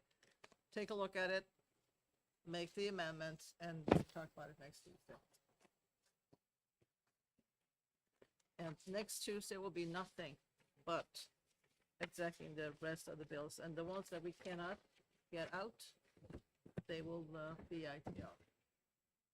Because I found there's an awful lot of corrections and additions to these bills that we have had that should have been done earlier. 1981. So just to touch upon what Senator Ward mentioned, so we exec one today, that means we will have 10 bills Okay? to exec next Good. Tuesday. And everybody will take a good look at those bills and think about them and write them down. Will you be able to do the hearing reports for these for today? By when? Well, we have to have them by next Tuesday. Oh, yes, Oh, they'll be okay. done. By Senator- 12:30? Yeah, they will be done by the end of the week, yes. Okay.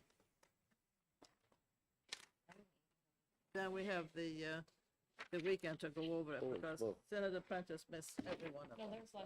Thank you. So. Do we have a motion to go out of executive session? So moved. I need a second. Second. All those in favor? Aye. Thank you.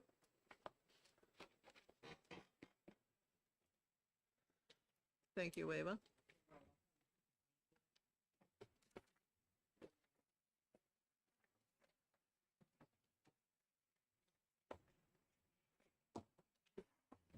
You know, not just in Middleton, but Berlin and Lancaster. When I started, I don't know, all 54 years.